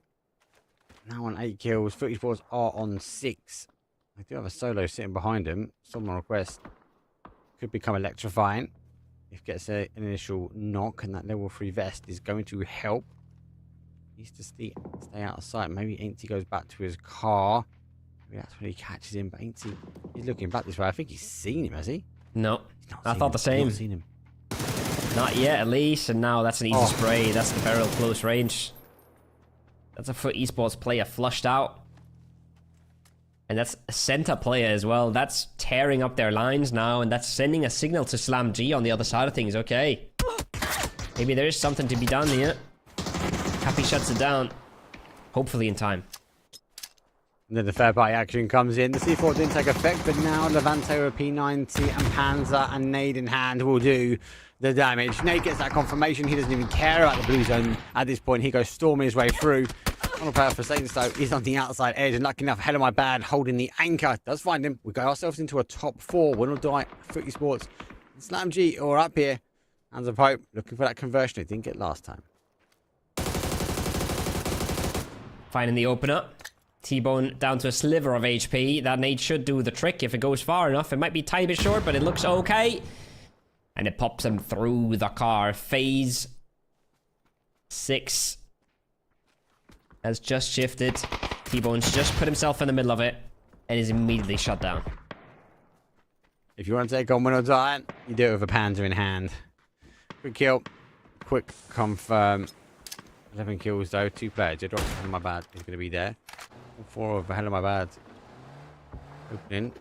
Came from the mortar fire. Scav gets the opportunity to actually get the reds back on, so they do collapse into the middle. It's going to allow that Slam G movement, as you said before. They are seeing FUT Esports in the kill feed. They can now try and take the area away from them. They're looking to do that, exactly that. Cappy gets in the car. Artix gets the nade, launches without it being cooked. I don't think it's going to be close enough, though. As the rest of FUT Esports tighten up. We'll be back to a 3. Tightening up can be a good thing, but feels more like a retreat, right? It feels like they're giving up a lot of space here. Scav looking to stay as long as he can. But if they wrap around him, they shoot him in the back, his days might be very short-lived. And there it is. They get the angle. They get the confirm. Just like that. FUT down to a duo. Down to a duo. Neighbor has punched their rotation. He knows. I'm looking for them to leave. That is just giving Slam G so much space now. Arguably, maybe even giving them game number 6 based on their location. A shift back to the compound, yeah, is going to be there, but phase 6, can you see Slam G not being in the center? I doubt it very, very much.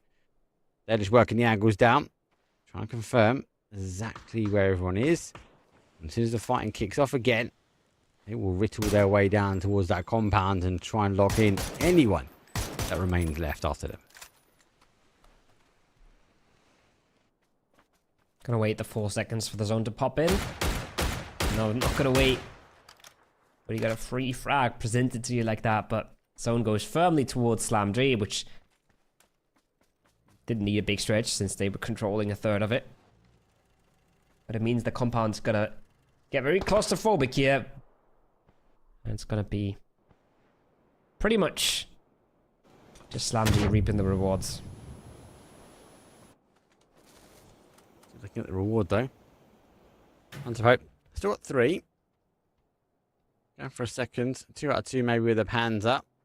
Here's the body. Here's the body. Launches forward. Does get the connection. Sprays not bad. Jedok survives, but he also has the Panzer. Finds one. The kill confirmed. Happy now launches his way forward. Full memes. As everyone, and maybe the whole server's Panzer location was stored in this compound. Neighbor has been spotted over the wall, so has to retreat again. Going to allow FUT Esports an opportunity now to provide pressure into his location. Neighbor has got nothing else he can do but back away because both these guys are fighting solo at the moment. Backer actually says no. He wants to try and get the reinforcements though. He wraps back this way. This could be huge here for Hands of Hope. Yes, they've not got the numbers, Koa, but they might have to position at the end.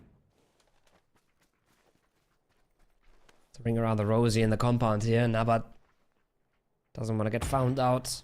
Wants to try and isolate a 1v1. Ibako is also getting crept up on. Yes, he's creeping up on foot, but look at the minimap. It's Win or Die coming around the same corner. He just evacuated. Now he's going to hear Cappy. Cappy's going to know about him.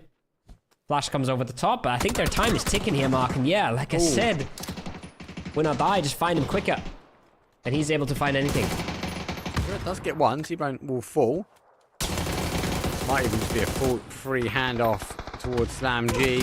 Overall does get Jedrox down. Had my bad. Final player, 12 kills now for the team. They're going to rotate their way around. Clean sweep for them. Down to the final player. Slam G have slammed out the zone. Locked this one down for them. Maybe that might even consider a run out towards blue. Slam G could do with the additional points. He doesn't need to rush it.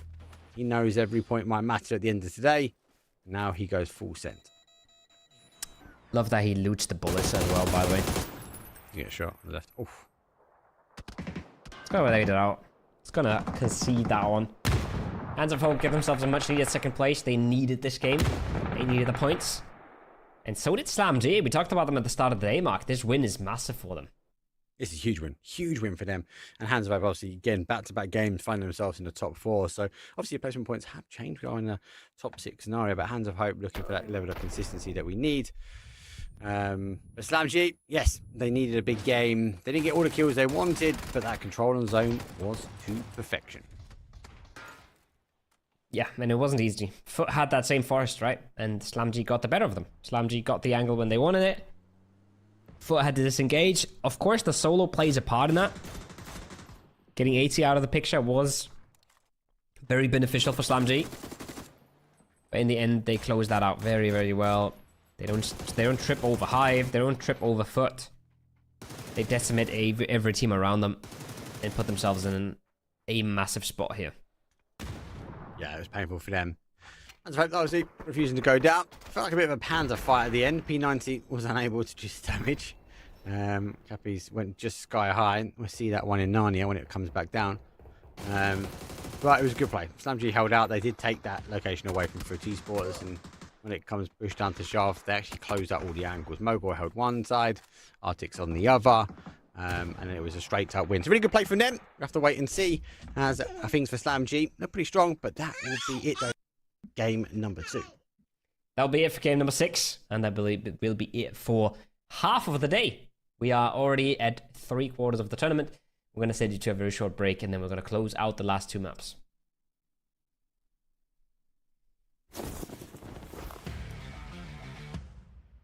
You can use the standard WASD keys to walk around. Double tap the spacebar to switch to flying mode. Tap C to descend and space again to go up. Hit B to enter build mode. Now you can start placing props and devices anywhere on the map. To open the full editor, press P to launch the Edit Manager. Here, you'll see all available props, from walls and stairs to full buildings. Click any object, then press 0 to 9 to assign it to a quick slot. You can now press that key to place the object instantly.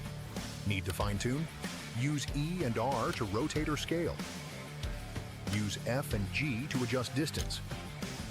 Press X to lock to axes, and Y to ignore collision. Want to test gravity?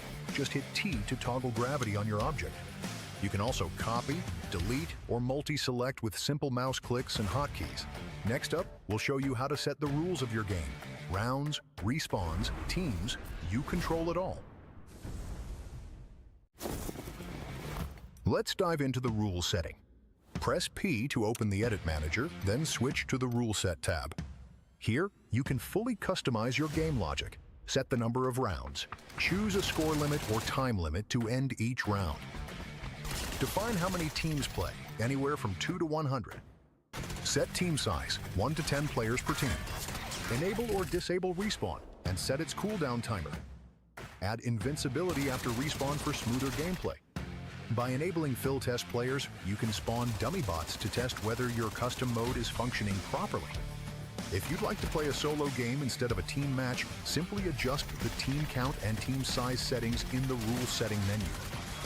For example, if you want a 100-player free-for-all solo match, set team count to 100 and team size to 1. Next up, we'll introduce the devices.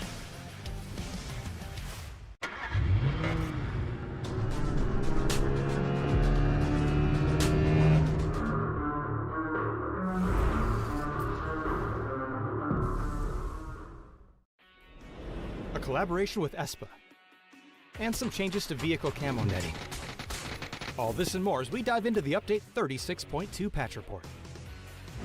First up, Miramar's getting a visit from the K-pop group ESPA. All across the Badlands, you'll find concert venues, decor, and other visuals based on the group. Many other maps have ESPA visuals, such as themed care packages and planes as well. There's also an emote stage on the starting island of every 8x8 map for you to perform some of their most iconic tracks, including their latest hit. Next up, vehicle camo netting is seeing a durability improvement and is being added to Rondo and Tago this update as well.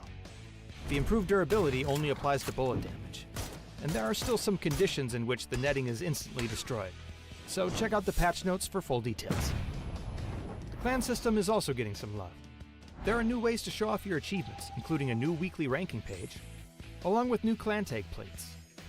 Full details in the patch notes. There's also a new Survivor Pass. Regions with duo mode can now choose one-man duo in normal and ranked. And we've tackled some bugs, so be sure to check out the patch notes for details on everything. Update 36.2 is here, so park the car in a safe spot and get ready to rock out with ESPA. We'll see you on the battlegrounds.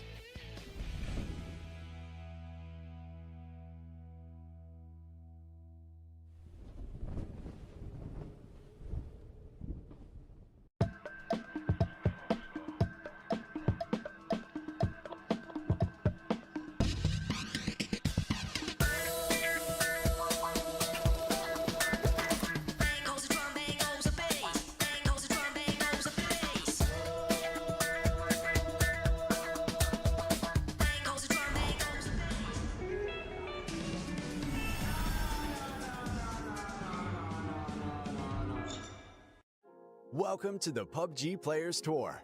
This year, we're introducing structured competitive play in third-person perspective mode for players of all ranks, levels, and ability. Here's how it works in EMEA and Americas. PUBG Players Tour competition is held in 2-week phases.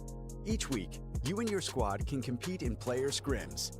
Think of these as a great alternative to ranked play. Each day of scrims will feature a variety of maps, with defined team and lobby sizes to ensure a balanced best-of-3 rounds. Teams will earn points based on their performance, and daily leaderboards will track their progress. When the scrims are over, the top teams will qualify for the PUBG Players Tour Cups, where they will be joined by up to 10 invited teams, featuring some of the best players in the region. Players' Cup leaderboards will track team performances across 2 days of play, with the top 8 squads progressing to the final round of competition. Players Masters are the pinnacle of the PUBG Players Tournament. 8 teams from each of the 2 cups will engage in fierce competition for a huge prize pool in each region across the PUBG Players Tour season.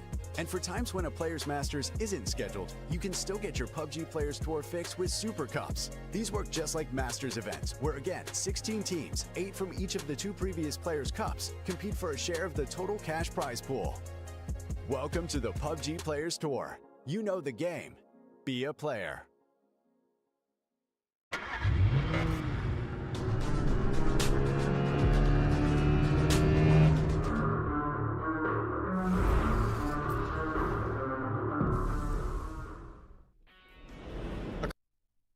Game 2 done. Game 6 under the belt though, and it has been an impressive start though. We have had a shake-up already on the leaderboard, but we've only got 2 more laps until we secure our spot into the top 8. So big points here. Obviously Hive do work their way. Hands of Hope obviously up. 888 obviously also up as well. But Slam G, after that good performance for them, after that win, they find themselves now in 6th, and that means Wee Woo, when they're going to drop out, they now find themselves in 9th. But there's not much in it. Only 2 points. Still opportunities though for these final 2 games. Yeah, it's looking a little bit more what we would have expected coming into the tournament. Slam G in 6th place is more where I thought they would be. Hands of Hope as well, climbing 4 spots here from 8th to 4th. And then some of the teams that outperformed a little bit are moving closer to their average, I would say. Saints, they've had a terrible start to this day, but they had a really good day yesterday. Storm and Request as well, much slower, much less successful than yesterday. So they are falling into that range where they got to be really careful, where Wee Woo, with just a reasonable game, can push them out of top 8. Greece, GZ, Skittles and below, can we start to rule them out at this point, Caro? Or again, are we still thinking a good game or back-to-back games for them stands a chance, or is it too little too late? I'd say Skittles need a win right now. If they don't win this one, it's over. Greece, I'd say they need to win one of the two as well, for sure. 13 points is a lot. 18 points or anything along those lines in 2 games is a lot, right? Of course, in theory, you can catch that up in 1 game, but how many times does that really happen? And how many times do you win an 8-kill game while everybody else is just keeping their hands still? So if they want to close the gap, they can close that gap now, and then they have a fighting chance. Last game, as we see the Observer fighting for his life to clash that plane. Here we go, guys. It's match number 7. It's the penultimate game here for the PUBG Player Cup EMEA series. It is week 1 of 2, but it is day of 2. So it does mean this map and then 1 more. And we will draw the line at a top 8 only. We might draw the line with the Observer. 2 out of 3. It's not bad so far. He's got 1 more left in him when it comes down to the flight path. We'll have to wait and see. Southwest up towards the north, pushing towards a northeast. Again, does favour one of the sides of the map. We are pushing this time towards a west. Might get a jail tin ending, maybe a stadium. Lo and behold, we must be end up between that test track and bamboo. But we'll have to wait and see. This team and this fight continue as we will get another hot drop after back-to-back days. And not just the Ryan, we're also going to see something on the north there that's looking feisty, and I hope for Esports. Both float in towards Himai Town. It's a very long float, so maybe they'll end up in the compound a little shorter. But yeah, it's something we've seen before. Conquest going in, almost punching at this point. They're squaring off. Mike Tyson mode. 1-to-1 trade. This is for all the marbles. One more punch! Get him! Chase him! He knows he's got the better of him now. He's on the run. He bottles out for a gun, but he's bottling towards the other team. He needs to get a gun pretty quick. He didn't know he was that close. Cramsey, he's got the weak chin. He took a tumble early, but he still has the opportunity to get him back up. Oh, that could have been a double easily, but that could have also been Sunflower turning around. If only he knew how low Milkiria was, he might have gone for it. Now, Riz comes through for Conquest. Riz does not come through for Take All Around. They're going to be put on the back foot. Definitely in the boxing match, you don't want to be on the back foot. They've been dancing around the ring. Sunflower is dancing his way, hopefully, towards some loot. Little Jibs, well, he's got elevation. He's got an MP5. That'll be pretty good, but he's got very tight angles to work with. I can't see the res happening, but an opening knock for them will be critical. They also need to rely on these Sunflower just to kind of get some loot. Oh. The case. I think he's missed his opportunity. He just did. So much damage though. Those SMGs, you just connect your spray for a second there. Down to 1 HP is Milcario needs. Not terrible, but he's not finding the target he was looking for. As in the kill feed, when I die, I think they got a double knock onto Hands of Hope. That's in transition. That's Hands of Hope trying to get out of dodge. Trying to get away from Foot Esports and running into the bullies that will not die in the other game. It's your destruction, though, right, for those guys, and it doesn't really matter. So, like I say, they're in a bad game. Dibs keeping himself alive, keeping himself with visibility. Conquest, despite striking the first blow. They now back off slightly. TA8, but they get some loot. Starting to reposition. Sunflower finds himself a vest and a helmet. At the cost of a life. I think that's it. They're down to a 3. They're going to be cautious. They have to wait for Conquest to fight them.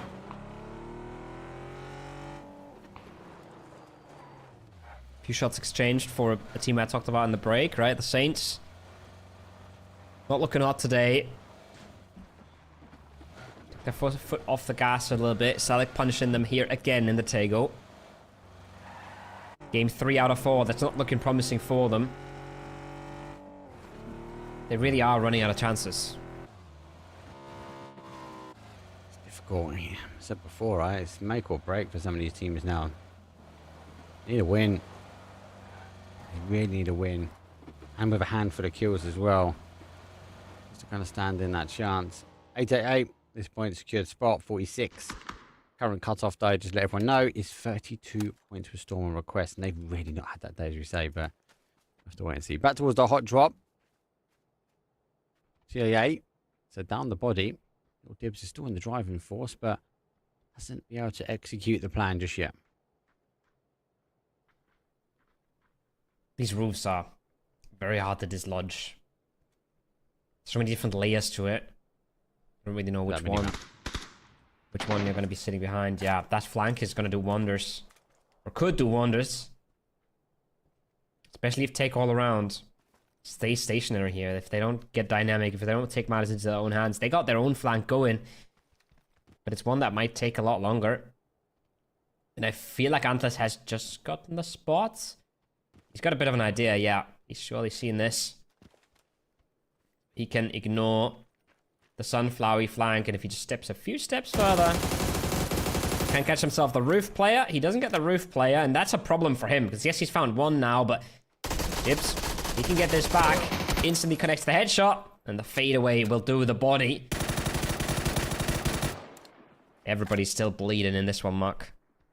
Yeah, sunflowery, obviously, I feel like that rap's quite well known. A lot of people do it. Happens a lot of time in the ranked games as well. People tend to towards those south hills and rotate their way around. It's a good catch from him. Has he done the job? I still think it's up to little Dibs at the moment. I think he's the one. Now his position has been exposed.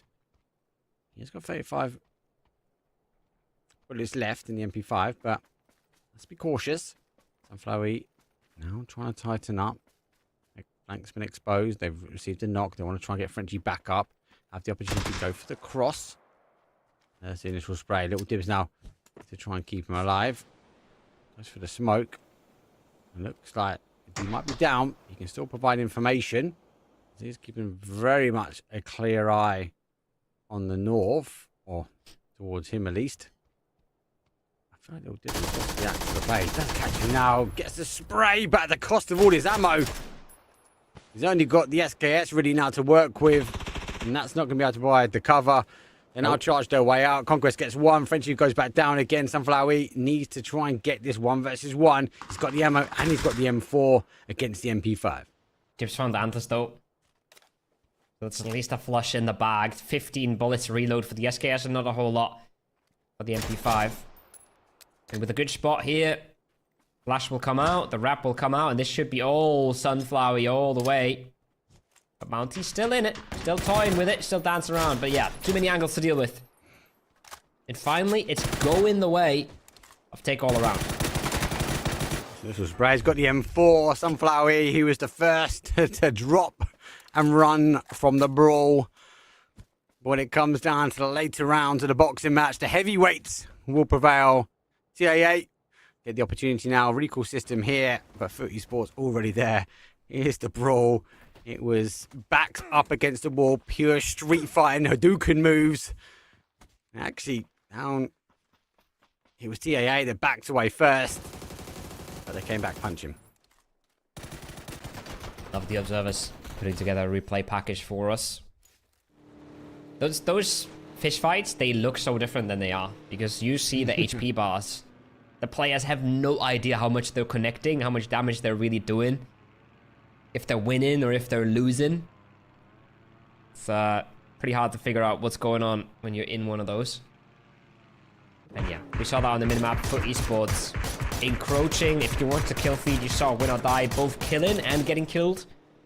Already in the early game here, we've already seen a res come through for the Saints. But yeah, there's Foot.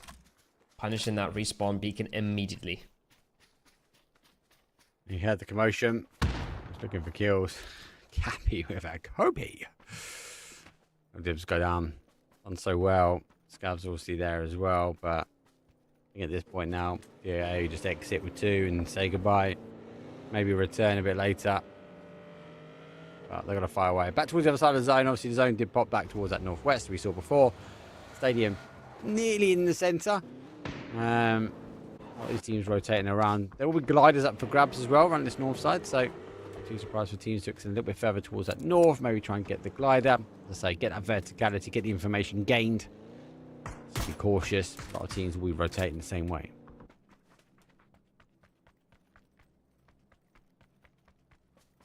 Gonna be an interesting phase 2 with only 44 in it. Sunflower now, stop to wait for Scav. Scav, stop to hunt Sunflower, but there's 80 with the support, with a spot from range. Getting his teammate a good idea of what's going on. Now gets the shot out, connects 3 of those? With the 3x? Absolute legend. Cappy 3x. beamed out of the car, but it doesn't matter. Well done. 80 doing the heavy lifting there. Let's do massive heavy lifting. Zone. Titans up. Let's leave stadium. These are a map as well, but this gets so horrible on that side. Can't really zoom much more in than that, can we? But a lot of teams in that southeast corner. They've got to migrate. Hive in a good spot. 888 in a good spot as well. Storm and Request take huge amounts of zone. If they can stop people coming their way, does mean everyone has to donut up into that centre. It's going to cause a lot of chaos. Storm and Request need kills, though. That's going to be a big thing for them. How much can they sit on the outside and watch the kill feed light up and them not being involved? Yes, you've got 10 points for a win now with that update, but they still need to get kills in line with a win. Yeah, the good thing is when your position's good enough, then the kills do kind of come your way in the late game, unless you're massively fumbling, right? So I think it's okay for them to play it slow here. The question is, how much control do they really have? How ready are they for a team to just cruise across the map and pose some issues? For Halo My Bad to just cruise in the middle of your split, put a mortar down and nail your entire team. How ready is Storm and Request? But I think they have a solid grasp on the zone, and I mean, I say that now. There's a lot of land ratio that can happen in this one, Mark. And it can just go all the way back to stadium sometimes. This is, I suppose what you talk about, is there's high pillars, right? We've got a few of them sitting in kind of like middle, northish centre. That's going to have to shift away. We do have some on the outside edge, but you'd argue they must get shifted. Then you've got a bit of the water. We have to take an effect as well. So there is an argument. Stadium, there's a big argument as well. It goes back down to the southwest at this point. So we'll have to wait and see. Only phase number 2. Felt like Storm and Request was saved there by that EMP zone. They were looking to maybe go to the town. That popped at the right time, so they're still trying to find maybe new hope. They might be looking for that recall system on the other end of town. Your recall's already come in. Hands of Hope. Getting half their squad back. By potentially looking for similar things. That's some long-range Panzerfaust coming out. I don't even know where it landed, but I just heard it get launched. As we see the Saints sending it right on through the middle, going for what looks like the lake. I'm not sure where they want to end up, but they're going to end up in Hadouken, who's got a barrel already. That's never a good time. Never a good time. It feels like they've not got a plan. Shocks. Circling prey. As prey bites back. And I'll get driving back the way they came. Safety over the hill. Back towards the wee-woo. Mari, well, he's trying to hunt down. When the hunter becomes the hunted. Loy on the split as well. MP5 doesn't quite get the connection. The vehicle will spin. That's what he wanted to achieve. Reinforcements like at a distance. As Loy will have to reposition. Hakamari in with the vehicle. Finds the knock, but also finds the EMP zone.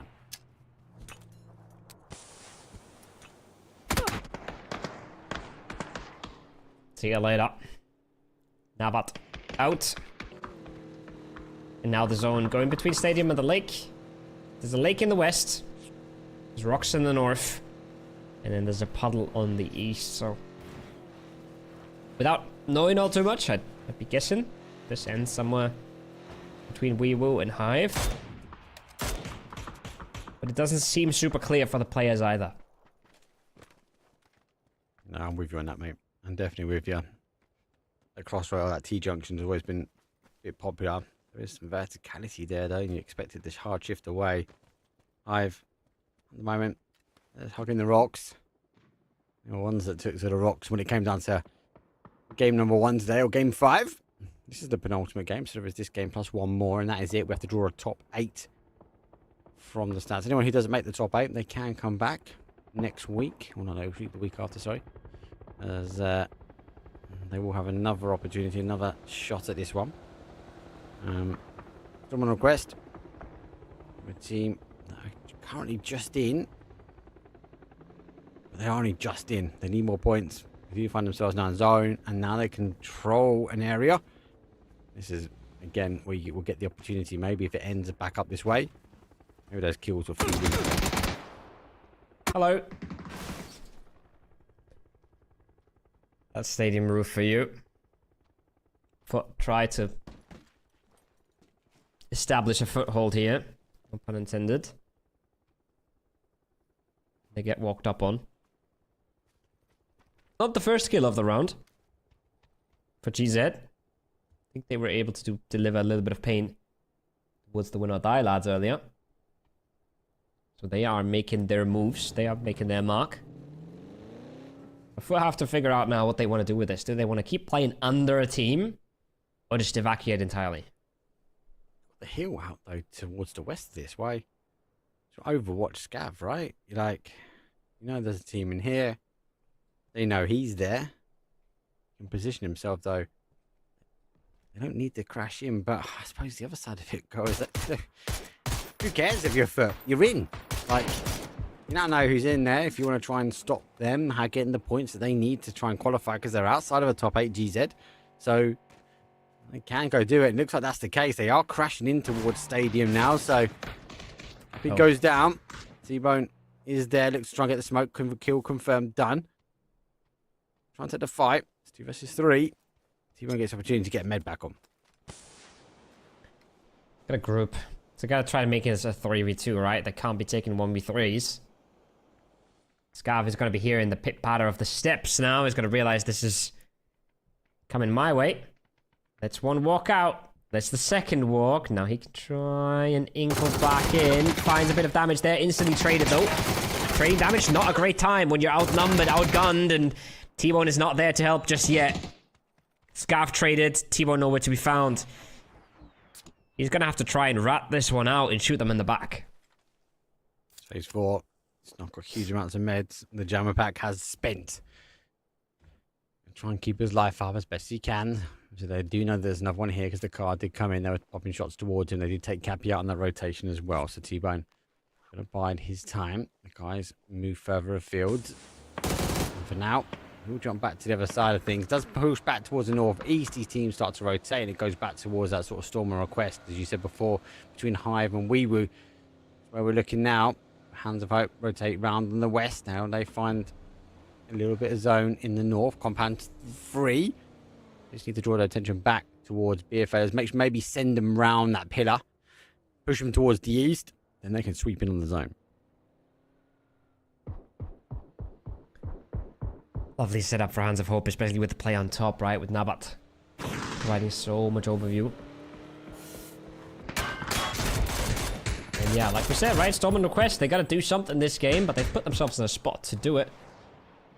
Put themselves deep in the center, a bit of survivability. They just got to need one fight to go right. Sloy finds an entry on the compound, full breach for the Skittles. They've entered the compound without losing one and with the entry. Be huge for him. This could be huge for him, and it's in zones. They get the opportunity to reset, keep the cars alive. We'll try and deal with Weewoo. Slam G go for the send, going towards that T junction as well. That's where Peekaboo happens, and this is the downside towards Storm and Request. T-Bone unable to deliver, and GZ they get another point. Footage Ball's out in 12th now. Acoustic can see the vehicles. Pop smoke now, looking to try and pop the nade. It will bounce underneath the car as he hopes. It doesn't. Gets a connection, but actually it does do enough damage. Second one come through. That's the confirmation. Next one goes around the car, and they are falling like Dynamos. Storm on Request. Maybe more of a light breeze at this moment because only 2 remain. Big knock though. 2 knocks towards Slam G, and this is what I meant. Like, these fights, they can go right. It's not free, but they can go right. Boostic goes for an ambitious drive-by, but he wins it. He is Boostic after all. Xizzo gets the trade. Arctic's last one for Slam G. Xizzo, last one for Storm and Request. One of these teams needs it even more than the other, but even Slam G, they're not safe. They're not fine here, Mark. They want this. Oh, and Hands and Hope stepping on this as well. Nate comes in. They'll survive at the moment. We'll go through. Trying to figure out exactly where he is. He goes back to the safety of the smoke. So now look to try and re-smoke the bodies. Got a limited amount of time. Hands of Hope will come in. We do play back towards the high ground, so we are going to play back towards the south after. And here, into the dump. Slamgy gets the spot. Blue zone will be delivered to perfection. Feel like he should have stuck the res beforehand. Hasvote, well, they hit the final blow with Slam G, and as you say, they are not safe. Going out early is not going to be a good thing for them. Do get a bunch of the frags, though. Nabat has gotten himself knocked on top of the mountain. That's disastrous for Hands of Hope. While the Skittles have really turned it up. Just blasting through the kill feed at the moment. Destroying everything in their path. Xizo, no! Death by Doritos. No! For those that don't know what we're laughing about, that solo player for Storm on request. Though the Storm delivered a punch and it was going to be in the shape of a Dorito, it flattened him. As I said, there's no Storm here. A mild breeze that has been hampered away with a giant concrete Dorito. Rough times. Death by Dorito. Skittles, hello, that's the wrong head, Hadouken. Oh, he goes down, no! It's cool to pop a head. It's cool to shoot the helmet off as well, but that's your teammate, brother. There's a bit of miscommunication there. How has he even seen him? Yeah, I think it was just a pre-fire. He just jumped straight into it. Said it gets caught. Akamari's going to be there. Blazer will fall, but that comes from the hands of Hope from above. I'm 5. Hopefully he's not 5 with the driving skills, but he does work his way down to try and generate the angle. Outside edge, looking on. He's trying to get hold of the fight skills down to Balez as well. Now everyone's starting to activate. Beer fellas on the hold. High side here, waiting for the card to pop up. Card does go by. Goes for the seat swap, but he's been punched his number. Nice. And it's where's it go? Gets 2, and he annihilates though. GZ, they will fall. Experience trumps everything. Old man Wurzik popping up again for the BFLs. He's been the point guarantee for them. Yeah. Skittles, meanwhile, they stay alive in this. They stay true. They've got themselves 10 frags, Mark. I said they have to win the game. 10 frags is a good step. But even if they die now, it's probably not enough. It's a big game. It is a big game. But they are leaving it to the end. They haven't stopped there. Schengen the fall. Yeah, fellas. Need to try and provide pressure onto Hive, who are in the compound. We're on the top 4. Skittles are down numbers, but they've got a good hold of zone. And this is where we kind of expected to sort of leave the high ground. It does a bit, but unfortunate for them, it actually leaves their little bowl. So they're going to have to make a play. Maybe they go into the Death Valley of Skittles. Where we saw, unfortunately for Storm on request, will go down. The Doritos will hold, so that'll be a safer play for them. They're just going to be cautious of where does Hands of Hope go, because they are holding on the outside edge. They have the difficult rotation, Hands of Hope, if they want to go around the north, but logic being they'll come the south side of this rock. That means that'll push them in towards Skittles. So be interested to see where Skittles play, how they work it out. But for now, where's it? It gets done by Nade from Dante. Big opener. But I don't think it's actually something we'll see Hive flex into. He gets another nade onto Flyfix.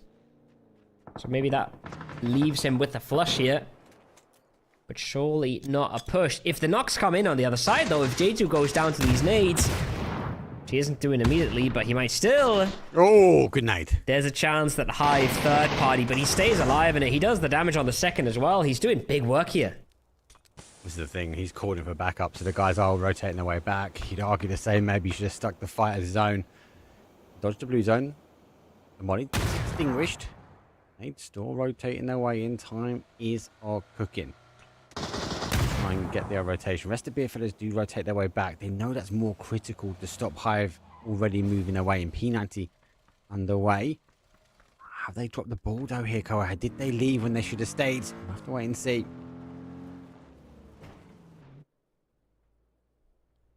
You'll only know after the fact. Now Dante's crept up with the P90. He's trying to stay on the cover. He's trying to stay low. But the P90 is so easy for the double. No other gun does it like the P90 does. 3 gear as well. But he knows he doesn't have to. He knows he doesn't have to go too deep. His team just took out one of the Skittles. They saw Hands of Hope getting knocked.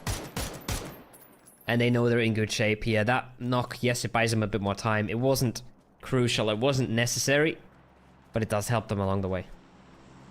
Does help them. That also means that Hand of Hope, they went back around the other way, blue zone. So they're pushing down towards now the northwest corner. I have so much control here. That's why I suppose we're not seeing them overstep. They are wary of other locations. 5 nades here from Dante.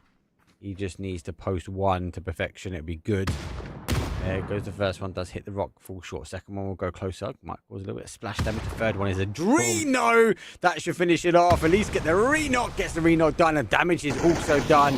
But he's not going to know that. As they now climb the rock and they take it a head-to-head battle. Take a bit of damage though. Some Hands of Hope. And Dante is just running it down. No respect at all for any sort of retaliation to come back. Knocked and flushed. And it might not be the points needed for beer, fellas, but it definitely does hurt Hive a bit in this. They really would have needed all 4. They really would have needed that P90 as well. Hands of Hope are no joke here. No, they're playing it cool, calm, and collective. They're actually drawing their attention now towards Skittles. Fortunately, left alone. Here comes the drive-by presentee. Will present the option to say no more for the beer, fellas. 4th place for you. Shrinkum, level 1 helmet. And we're going back to the safety of the compound. Now it comes down to Hands of Hope. They were looking this way. Have they spotted him? 20 seconds remain. Maybe the commotion has drawn in their eyes because they are looting. Nakamari's got an MG in hand. 10 kills already. He just needs these 3 to line up and he'll be gifted the hands of kills. Oh my. Oh my. Doesn't even have time to get the second out. Oh, he doesn't connect the first spray. That's disastrous. That could have been it. Now he's in the blue. Time's ticking. Denies the point. Plenty of damage done. No knocks. Nothing permanent. Only temporary damage, but wasting a ton of time here, Mark. Still, this actually does hurt Hands of Hope quite a bit as well. Yeah, Hive can just swarm now. They have rotated way around towards the south. They've left rocks at the north. He's got a ridge line to try and play. I think he'll be questioning whether he can get to the next ridge. Guys in the southwest corner will know that as well. Presentee can sort of see them now starting to climb. He'll be giving the cues away that they've maybe not reached the top of the tower. Now box 1. Now the shots will come through. Schengen does get the opening. Quick kill confirmed. It's a 3 versus 2. Now they're stuck in the pocket and Hive, well, they're going to swarm to a victory.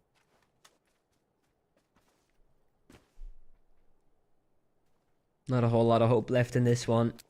But you say that.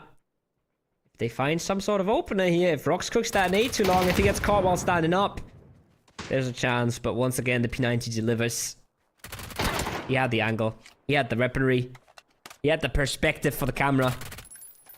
And he puts it in the bag. 10 frags and a win for Hive. And I think that means skills stayed on 10 as well. Otherwise, we would have seen them here as the top fraggers. I don't think that's enough for the skills. I think that's Hive locking it in. I think Hands of Hope looking really good right now. Skittles, I'm not so sure. It's questionable. It is questionable, right? You obviously with just the points alone, that's 23. That's still going to be short, right? They would have needed a win to argue their way through, and that's without Storm and Request or other teams like Wee Beerfellas obviously getting points and working their way up as well. And they all did. Skittles, yeah, they're going to need one huge game now. Yes, they needed a win here. Could they have maybe cut the numbers up? All to be questioned, but we can tell you they are going to have to send it a Hail Mary. The Hakamari will need to deliver yet again. We've only got 1 game left for them to do it. It's going to be super exciting to see what this has done. This one's a huge question mark for me. I wonder what he was trying to shoot, because he was fully in the smoke, right? Like, he must have thought there's some sort of pre-fire there that he can hit or whatever it was, but stops that drive-by in his tracks with the friendly fire. Obviously, that could have been the backbreaker for them. The BFL get a good amount of points. The Storm and Request lads get a few points. This could get interesting. This could get really spicy for the last game. If we look, especially the teams in that mid, right, we had the GZs, Agrees in, Beerfellas were there, Skittles were there, Wee obviously fighting, Storm and Request obviously fighting for placement as well. Team Saints looking to try and get a fight. So we've got some teams that are in the top 8, we've got some teams that are outside of the top 8, but I can tell you, we've only got 1 more game left before we have to draw the line and confirm our top 8 here for week number 1. Let's have a quick break though. When we come back, as I said, it is that final game and we're going old school, we're going to a wrangle. Have you ever imagined creating your own PUBG game mode? Well, now with UGC Alpha, that imagination becomes real. All Plus users can create UGC Alpha sessions. Getting started is simple. Just go to Custom Match, UGC Alpha tab, then create your own session or join a friend's.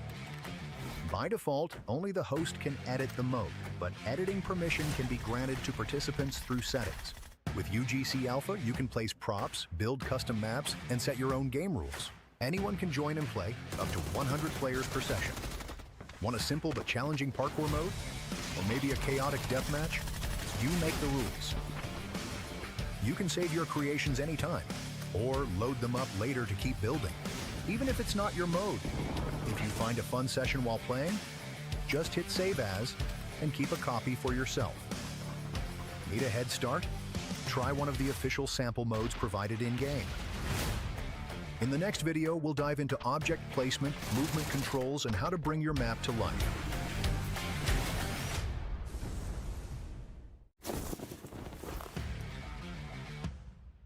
You can use the standard WASD keys to walk around. Double-tap the spacebar to switch to flying mode. Tap C to descend and space again to go up. Hit B to enter build mode. Now you can start placing props and devices anywhere on the map. To open the full editor, press P to launch the Edit Manager. Here, you'll see all available props, from walls and stairs to full buildings. Click any object, then press 0 to 9 to assign it to a quick slot. You can now press that key to place the object instantly. Need to fine-tune? Use E and R to rotate or scale. Use F and G to adjust distance. Press X to lock to axes, and Y to ignore collision. Want to test gravity? Just hit T to toggle gravity on your object. You can also copy, delete, or multi-select with simple mouse clicks and hotkeys. Next up, we'll show you how to set the rules of your game. Rounds, respawns, teams, you control it all.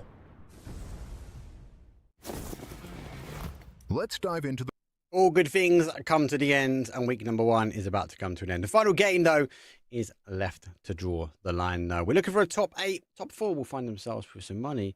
But for now, we need to understand exactly who is fighting for a top 8. Win or Die for Esports, Hive, 888, Hands of Hope, all in, all locked in. Slam Cheat need to not have a throwaway game, but they also need, if they did have a throwaway game, a lot of other teams to have big games, because there is no other change here from that leaderboard. The only change, and that's Skittles, they moved from 12th to 11th place, but that still is a huge mountain to climb here, Koa, in a final game.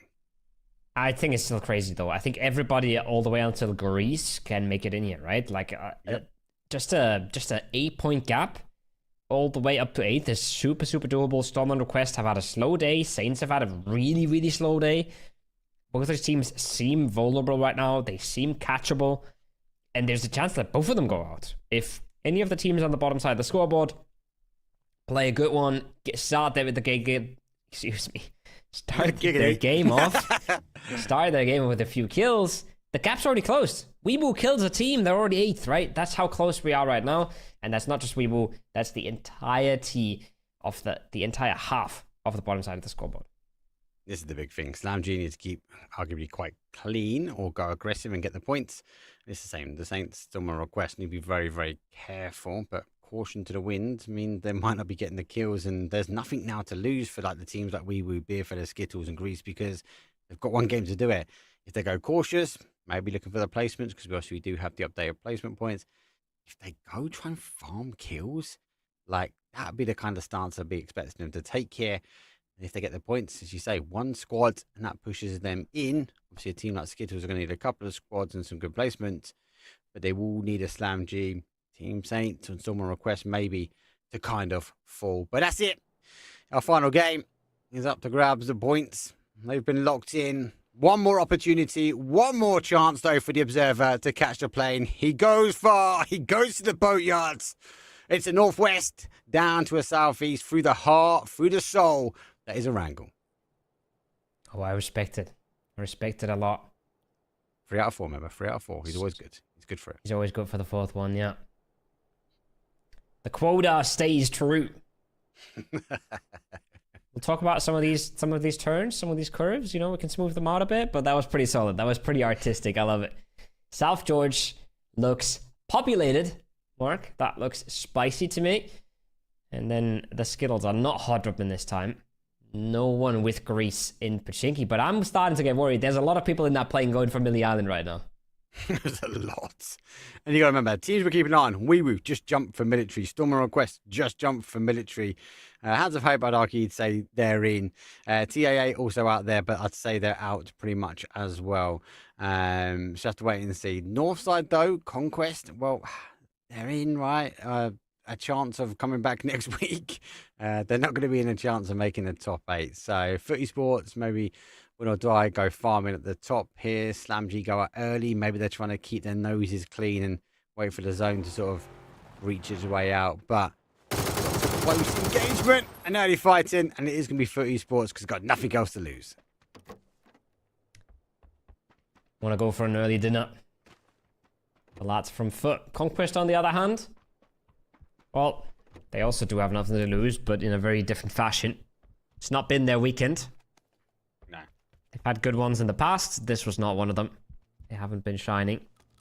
And I think T-Bone, oh, yeah, picked up a shotgun. Doesn't matter. Milgaria was there right outside the door. I didn't even see that. Neither did T-Bone. Probably the top fragger for the squad in this tournament. I don't have the stats, but I would be pretty confident. But he's first one out in the last game. There's first out. First in, should we say, at the moment, for the Masters, potentially. Actually, no, Win or Die actually first in, excuse me. They're on 86 points compared to 83, so maybe T-Bone going out. There is a difference in money, though. At this stage, there is $1,000 up for grabs, so first to fourth obviously has a payout, so it's not just the top 8 that I keep harping on about because there is more money there, but there is a payout at this stage as well. And you can get involved. You just need to sign up. Not many more weeks left in the running for this year for the TPP circuit, but get yourself on Challenger Ride. We'll get some links into chat and sign you and your teams up. See if you want to stand instead and see if you can get a top 8 to find yourself in Masters 3. More importantly, making sure that you get to tell your friends you're making money playing video games. Just doesn't matter how much, just tell them that. And hope that they don't react like my mom did, who thought I was gambling online because she couldn't fathom that esports was a thing, but plenty of people will think you're pretty cool if you tell them you're making money playing PUBG. Playing video games. Living the dream. If you can't play, you cast. That's why I'm here. Hell yeah. That's what it's about. This is a big fight though. Greece, obviously, going head to head with Skittles. Obviously, that is a 12th place versus 11th place, so this will definitely set the tide and potentially, unfortunately, might set the upset for one of these teams if they choose to fight. GZ in a better position, I'd argue, if Skittles go aggressive and trying to push the two in the compound out. But they will need an opening knock. There's no need to rush just yet. 1:26 on the clock. Still trying to work out if Skittles are aware that they're sharing this compound at the moment. I wouldn't think so. There's the shots coming out. That's a crazy unleash. He's got to hit the headshot body shot right there to get the knock. Now the game's up, and now they're going to start getting more and more defensive, I think. Maybe not the right time to strike, but maybe he's just trying to get the attention away from his teammates. But they're making the aggressive move now. I feel like they've just let Skittles slip through the fingers a little bit. If they just waited this out, if they had just stayed patient, I think they would have gotten at least a freebie and then potentially a 4v1 right after. Taking it. Got the split. Skittles obviously now know there's someone on the south side of the hill, so they've got the two. They don't need to come straight into the compound and crash. They can work their way around. But anchors are dropped. It is critical for both these teams to have a good game. We do have the recall system, as I said before, so you have the option if you do go down. You can obviously get the recall back in, but it's about winning the fight. And they've got to win the fight. Hadouken launching forward. He has no idea there's people in his compound, though. I think he's going to try and work it out. Sees the second body. He sees him laying down. Good couple of shots, but doesn't quite get the connection. Now he is looking to the right. He's going to be exposed completely, though. And zeroes in on him and gets the knock and confirm. Hadouken will fall. exploit at the same time. That might be the Skittles just out for the night, out for the tournament, back next week. And with a bit of a bumpy start to the fight, they still get it done. Greece, 2 frags for themselves. Skittles, severely hampered. They get themselves the blue chips and they do blow them up. They've just made a massive step towards qualification.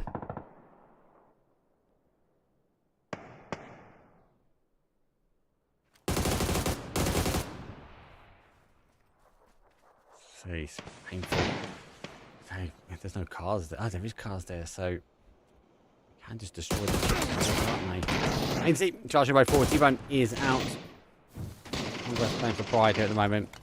Esports get the opening. Wally getting a connection as well. So spray through the window. Be careful.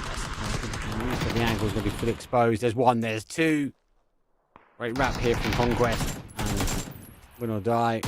Never that far behind a fair party, and they start rolling their way in. They love it. They just love a good third party, a good early rat, a good free kill. They can't help themselves, right? They kill so much. They've started to develop an addiction to these early game fights. Gedrox gets himself a ton of information as well. Wow, spots that as well. Spins on a dime. He's got beer fellas under his eyes. He's looking into South George, directing the rest of the squad. It's really not a good time to be anybody else in that hot drop. If you haven't already, check the mini-map, as we've got multiple teams. We've got Bridge Camp from Hands of Hope that might unfold, but on the south side of Military, Weewoo, they're right next to a team on the Saints, not too far away. So, again, this is always going to be explosive action. We'll stay with the explosive action that's going to come from Win or Die here. Levante launches the C4. They're pretty good at doing this. He does get past the kitchen. It's not enough, right? Side. It is. It is just, jeez. Gav will fall, and Win or Die will be claiming the lobby now. They'll be taking top spot, locked in. Money in the back pocket. I love it. I've never seen a UAS roll up over a picnic table like that. But when it's Levante, it does work. Saints, they were trying to bridge camp Storm on request earlier. We missed it because of the hot drop. I don't think they got anything from it. Now they're ratting this ferry a little bit, but they're not going to get much from this either, I don't think. The smoke doesn't stay, does it? It just... Yeah, but you still got the containers. You're still hiding out. You got cars. You're alright. I don't think you can really shoot off the ferry very well, but shooting onto the ferry is not that easy either. Well, you'd say that. He's down to a one shot. He's gonna fall. He does get him. He's exposed. He's on the rock. Had no cover. Wings it. Second guesses it. He now lines the shots up. He's going for the spray with the AUG 3 times. She red dot with the barrel as well. Doesn't quite get the connection. They will be able to get the res, but they've missed the opportunity. The only thing they can do now is try and get rid of the tyre.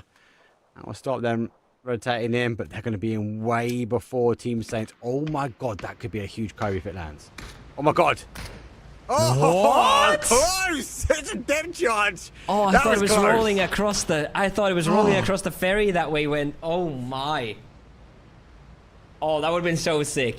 Oh my. That would have been insane. Insane, Nate. He actually hit the deck and rolled down as well. Nevertheless, we got more action. Back towards Conquest. Win or Die. And my bad. He's down. Oh, again, it's all for pride at the moment. They can go out early, but they've already claimed the top spot. Fortunately for Conquest, they can't get enough points, even if they dig out these multi-hot drops. Nade goes through. Levante sprays the crossover.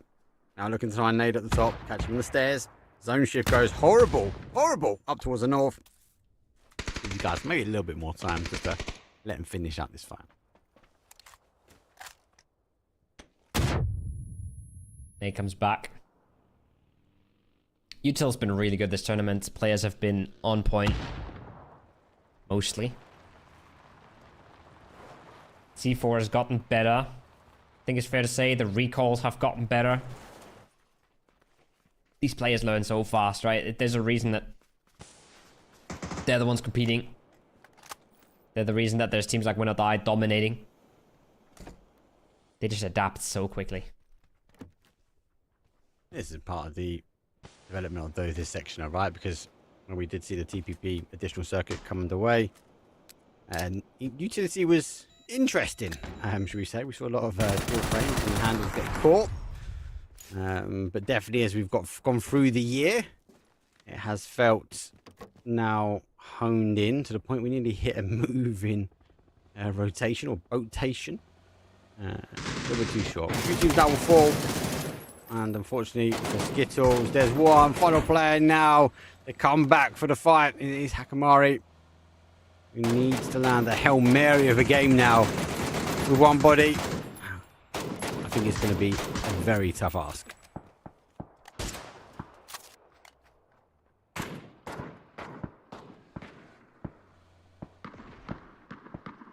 Not looking good here.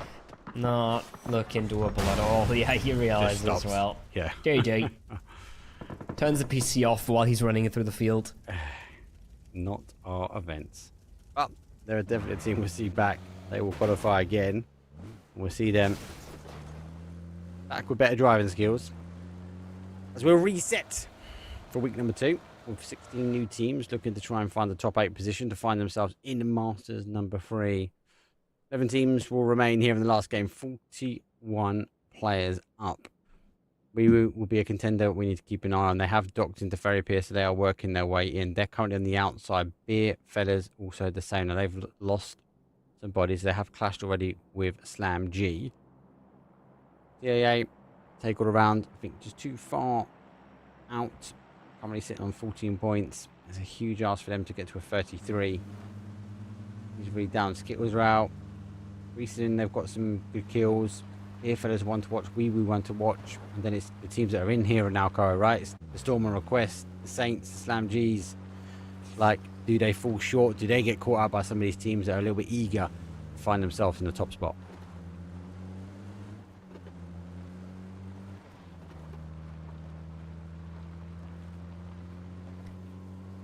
We will have taken their time meanwhile. So we have the Saints. Both coming in southeast and southwest respectively. Into a circle that is very likely ending north of the river. Gonna have to cover a lot of distance. They wanna get themselves close to the qualifying spots. Oh, here comes the zone. A shift towards the south. Centre, give or take, is right near that waterfront. 888 in a good position. They're on the split here. Teams need to obviously work their way in. Greece can be worked their way on the south side, being the only team now remaining running that way unless we divert. I think they're going to be looking at that sort of west as they might think it's an easier rotate. But we know it's not. Storm Request have a different game plan to get in though. The BRDM, that's an option. It might play dividends a bit later. Best circle possible for some of our south teams. I say the best. Almost the best. If we've gone a little bit further south, we could actually go towards Rozhok. Now, I think we're almost guaranteed to end up on 888, to end up on TAA, to end up on that north side of the river. Few EPs coming across. Win or Die with one as Leos floats into the northern nothingness. He's way north of this on the respawn plane. And the Saints are going to pull in a scout EP. Gonna try to get Raiki to scout their entry, and then the other 3 are following up with the vehicles. It's quite an interesting circle though. I'm with you on the north. I think a lot of teams will be. Obviously, Greece will play late. That means they might get force coming over. It depends how much commotion there is in the middle, right? 888, if left alone in those trenches, should get the opening. Slam G doesn't want that BRDM free roaming in the zone. Use the M249, that extended clip to, I suppose it's advantage. They're getting split here. That BRDM has gone full into sort of 888's position. If that goes, he's got no reinforcements. Yeah, I'm not sure about this. BRDM's been nerfed a bit. It's not that insane anymore. It's still obviously extremely strong. It's not that insane anymore. To really just leave it alone fully. Do want to be following up. Saints get the res. But Hands of Hope don't want to let that happen. They want to arrest them right here. They're pulling up on all of the angles. Nabat on one side. Ibako on the other. And remember, these are the Saints who've just sent a player completely elsewhere on the EP. Oh, what a bolty. They're outnumbered. Bolt tack to the body. Ibako with the AR. It ain't looking good for Saints. No, it's not. They're too close to cut off as well, so they can't be going down. I think they're going to let that one go and get back towards zone. This is there. What I don't know is they're going to be rolling straight in towards Hive from this north side as well. Lucky enough for them. Will die already opening up the fire, so the sound cues will be a bit of a telltale mindset. Having to draw his way back. This is going to go a clash and it's more of destruction. Derby! Oh my god, neighbour flattens him. Goes for the seat swap, gets towards the spray, looking for the timer. Does get a connection.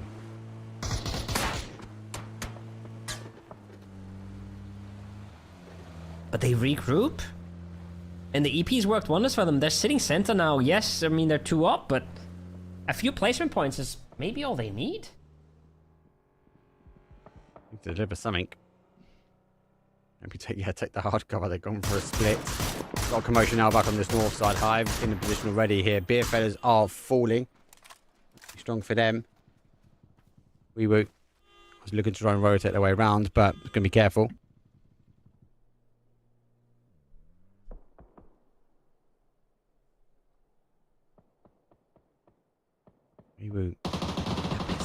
I worry. Hive, good nade there. Yeah. That might end their story quite quickly. Chaos as well. I think he's fully unknown. Oh, but he's been caught. He's lost it. Schengen doesn't miss. Doesn't fumble. Say that. He gets MP5'd. You hate to see it. Yeah. Well. Oh, it's getting shot in the back here. Hive trying to activate, but they can't. Presenti's on the other side. Needs to be careful. MK12 does for the swap, but Hive goes down to a solo body. And most of the guys will be here. Vlad trying to wrap around. Might be able to pick up a couple of points. They're going to need more than a couple of points, though, to get the confirmation. They get 2 as Hands of Hope deliver the final blow on Dante. Moving closer. Ever closer to these placement points. So many of our teams still in this, right? So many of our teams actually still really need every single point. Looking at Storm Request on the south, basically haven't done anything this game, I believe. Got the Saints. Same thing for them. Still in it. Oh, somehow you know there's still somebody in that car? The mortar. I thought it missed and got Frenchy, but it didn't. You get one. Slamgy crashed away in. They had a make or break day, right? They've done enough. Maybe. Have to wait. TAA. All these points are going to be great for them. But, as I said before, it's the end of the show. They're not going to have enough to get qualification. They would need an insane amount of kills. And also a win. Final player here for Slam G. EFL is also coming in as well. A team looking for qualification, but down bodies. CAA going to try and get this res. Again, you're right. There's so many. Look at the mini map now. Look at the map. There's so many teams that are still in that have a chance to try and qualify. It's just going to be down to how many points they can salvage. So Slamji, right? They had 39. They've got 4 here. I'd say they've probably done it. They're probably fine. They have a reasonable idea of what their chances are as well. BFLers need every single point because they were behind. And they've got nothing so far. Then we've got Storm on Request to their south, who were in 8th place before this game, and I also believe have done close to nothing or nothing. Yeah, 0. Zilch. And then the Saints, down to 2, have also done nothing. A C4 breach onto Win or Die by a team that also needs points, which is Weewoo. Oh my. Oh my. As a team. Boom! Exit. And say it's a goodnight C4 defense. Yeah, it was. They try and charge in. If you want to charge in on win or die, they got tricks up their sleeve. Should be able to get there. There's no one else really contending that way, so we'll wait and see. Oh, we get eliminated. Scrap that. They're down. So a couple of kills. That's crazy. But a C4, that might have been the end of it. And the beer fellas might be just getting changed for the pub because he's got nothing to get a kill from that point. Oh no, he's running straight into Slamgy. I think they're Most fine. Gonna be looking at. He's going to be looking at going, there's a guy naked running in the kill. Beer fellas will go down, unfortunately for him. He's done. Dusted. And Slamgy get a point on the board. That makes things easier for us, at least. That makes things a little bit more reasonable for us to calculate. Beer fellas out. Skittles out. Greece play a good game. They can still do it. Saints play a good game. They're guaranteed. Storm on request. Few points. That could work. So many of these squads here. I mean, I think Slamgy has done it, but it's not confirmed at all. But basically everybody on that southeastern corner, those 3 teams that are in sort of an axis, they can all 3 make it, and they can all 3 not make it. It's super close. It comes down to sort of, I suppose some of these other teams falling down. Greece, they've had a good start. They will be the upset, I feel. We were obviously, I'd argue to say, are currently in because they've had a couple of kills and points. But the longer storm requests survive out, and now they're starting to get kills. Obviously, that time, unfortunately, is ticking out for WeWoo. As I hope, they're really consistent today. See, serving their spots in. Yeah, 4 kills for Greece. Obviously, need another 4 to have a squad to wipe. That would have put them in 8 without any additional points elsewhere. But at least they're trying to take the fight. They're trying to make it happen for them in the zone. Well, it comes back their way. They're in a position. They just now need to find the knocks and conversion. There's a full team of TAA members on that northern side who've got nothing left to play, and they're going to hop in some cars, Mark, and they're going to send it somewhere. They're going to explode somewhere. The question is where. Or do they maybe just retake the Hand of Hope compound? Maybe just chill there for a bit? Let the zone move in a bit, let other teams make a move. I'd love that. I'd love to see that from them. Because then they can play for the win here. But it's much easier said than done. Very difficult on that side as well, right? You've got, obviously, the hill comes down, but there's not really that much cover. And then you kind of get to where Storm and Request are, and you've got those kind of dips or the mound merges that you can put the cars into, but you're going to get the shots are going to come in from Hand of Hope at the top, and if you go too far, you get caught on the other side. So quite technical circle. I like the bit in the middle, and you've got that sort of area where you can park your cars up, but an early rotate there is an early commitment to death, surely, because teams will have the angles in here.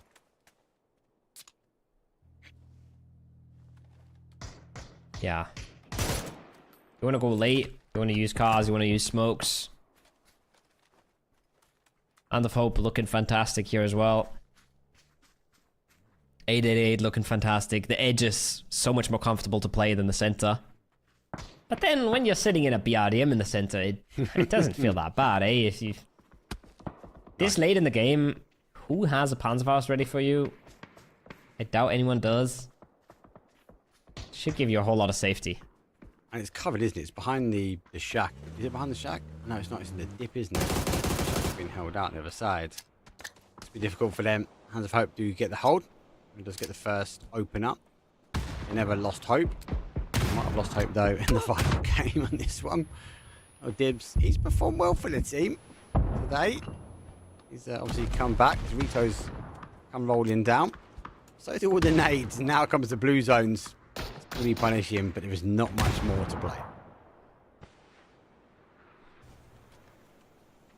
It's a big frag for someone on request though. They need every single point. Happy to get one here. Take all around. It was always going to be hard. Frenzy doesn't even get the shot off. Sunflower, his days are numbered. He's got the deployable cover. So any second here, somebody's going to pick on over. Somebody's going to close him out. We are down to 5 teams. We're deeply in the placement points now. And we've got Greece as well on that southeast, Mark. Yeah, they've crashed forward. They've crashed in. They're taking the compound as well. Greece refused to sit on the outside edge. They're trying to take a fight. They do find them as well. Saints will not be the saving grace Saint in this one. They're going to fall. 5th place for them.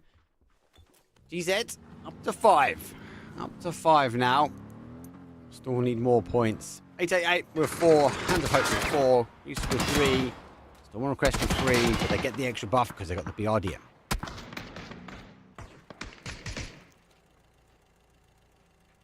They got the BRDM. 2 frags on 888. Not in the question here. They are qualified. They've done enough. They've done the work. They've looked solid. Team around Blazer and Salik. Consistently in late games. Consistently getting kills on the board. Can't say the same for many of the other teams that are fighting for qualification right now. Can't say that they've been consistent. 2 kills for Storm on request, though. And placements. No. He's got a Panzer. There's a Panzer. They've conveniently put one on the outside. Oh, they're so ready for it. Hands of hope. Let's go. They know. Here comes the full charge. They're going for the breach. No. Get the Panzer. Oh, he gets the play on the other side. Doesn't quite get the BRDM. But they're able to breach their way in. Hands of hope down for 2. They're jumping out. It's just organised chaos. The BRDM's going to run away. He gets it as well. What is this? Oh, it's PUBG in 2025, ladies and gentlemen. It's an absolute mess. It's absolute cinema. 1 for Storm on request. How did he miss the BRDM and get the player? Oh, and then my. run over.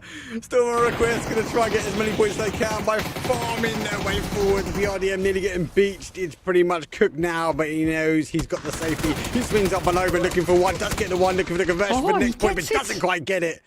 Gets the knock, and that is it. Greece, I think they still need points, man. I'm not sure if they've done it. I think they want to win this game to actually be safe. If they win it, I'm sure they got it. If they don't, I don't think they do. So them actually taking a knock here from Storm on request is such a disaster. And there was a Panzerfaust on the other side. That's honestly mental. Recording out the Panzer. And he's confirmed. Can't flush him out of the Panzer. Can't doink him on the head. 888 going down bodies as well. Greece down to 2 bodies. Interested to know what their kill count is. They needed 8 to try and tie things up. I'm 5. Good rotation rounds. And I feel like there's a big mountain to climb and not many points remaining.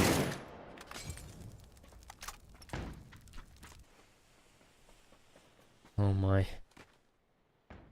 They got the reset at least. Got the res.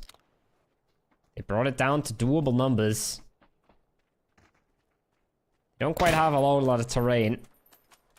Blazer is putting the hammer down. There's a nade and a molly here as well. Util likely in favor of 888. Another good spray over the top, but I mean, 1 good flash, 1 good nade. Could completely rule this fight anyways. They've got the position right. 2 versus 1 push forward here. Maybe a good flash. Get the ability to reset to a degree. Some of his bodies for GZ will be pretty packed. Storm on request, guys. They've not really had to find, I suppose, much in the way of using their util. They've just kind of got swept in. 8 kills! 8 kills! A win will be critical here, Koa, for them. Maybe that's why they've hunkered down, but they've lost the zone. Got hit with a plan. Good dunk. Honestly, I've tried to keep count. I always do. I have no clue. I think they're close. I think every single kill could do it. I think winning the game does it. But I don't know what happens if they just die here. I don't think it's enough, but I'm not sure. I don't think Saints got a whole lot done, right? And 8 kills and 5 placement points is quite a few. Eight's tied them up, so into Storm on request zone, right? So it is going to be tight. It is going to be tight. Definitely 1 spot is up for question. Maybe 2. How many kills did Weewoo get? They got a few. They got a bunch. Yeah. They So, might be ahead of Storm on request. I think there's 2 placements up for grabs here, right? I do think the Saints and the Storm request kind of versus this Weewoo Yeah. and GZ And I think, honestly, Storm and Request beat out Weibo. I think Weibo was out of the conversation. I think if BFLers win this, if Greece wins this, they're in. If they don't win this, the leaderboard doesn't change. That's just my rough estimation. And look at the zone pushing them out, Mark. This is almost over. The Panzerfaust goes very wide, but shouldn't matter. They're out in the open. 3v1 now. I'll pack it. Man, I do have to feel for him. I think he's going to get nailed by the FAMAS here. Yeah, just for the spray. And it's done. Winner chicken dinner, though, and it's not going to go in the way, though. It's not going to be the greasy, slippery slopes in, but it's going to be close. 9 kills will go for Hands of Hope. The damage goes to Greece, but the damage doesn't eat the placement points at the end. 8 games done and dusted here, though, for the PUBG's Player Cup EMEA. It has been close. I think some teams left it a little bit too late, especially for the last day. Some teams had consistency across 2, but over the 8 games, it has been pretty wild. Not as wild as that last game, though. Not as wild as the last one. A good thriller to end us on. I said when we started yesterday, I said we're always going down to the last game. Best of 8s always go down to the last game. But going down to the last gunfight is always a treat. You touched on teams that are consistent throughout days. I feel like that is 8 and 8. That is Foot. And then it's win or die. But who else? Starting to get pretty thin. Not a lot of teams managing to get consistency going here. I feel like Hive was solid. Yeah. But not consistent throughout the games and started really slow. Remember yesterday after game 2 or 3, we were wondering what was going on to Hive. They brought it back towards the end here.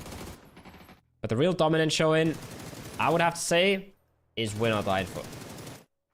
Yeah, that positions were confirmed out, right? Day number 1. And we're kind of still seeing that. They sort of worked their way through that first week. I will say it felt like night and day for me with Hive. Like day 1, not as strong. Day 2, a lot better. A lot more commotion, but I feel like Hive can sort of fight under that pressure quite well, and they've kind of found that flow, which was really good. SlamG, again, same sort of thing for me here, Koa. Night and day. Day 1, just not there. Just not at the level we'd expect this team, the players, to be at. But definitely came back swinging here for day 2. They had a point to prove. They didn't want to go into week 2. Yeah.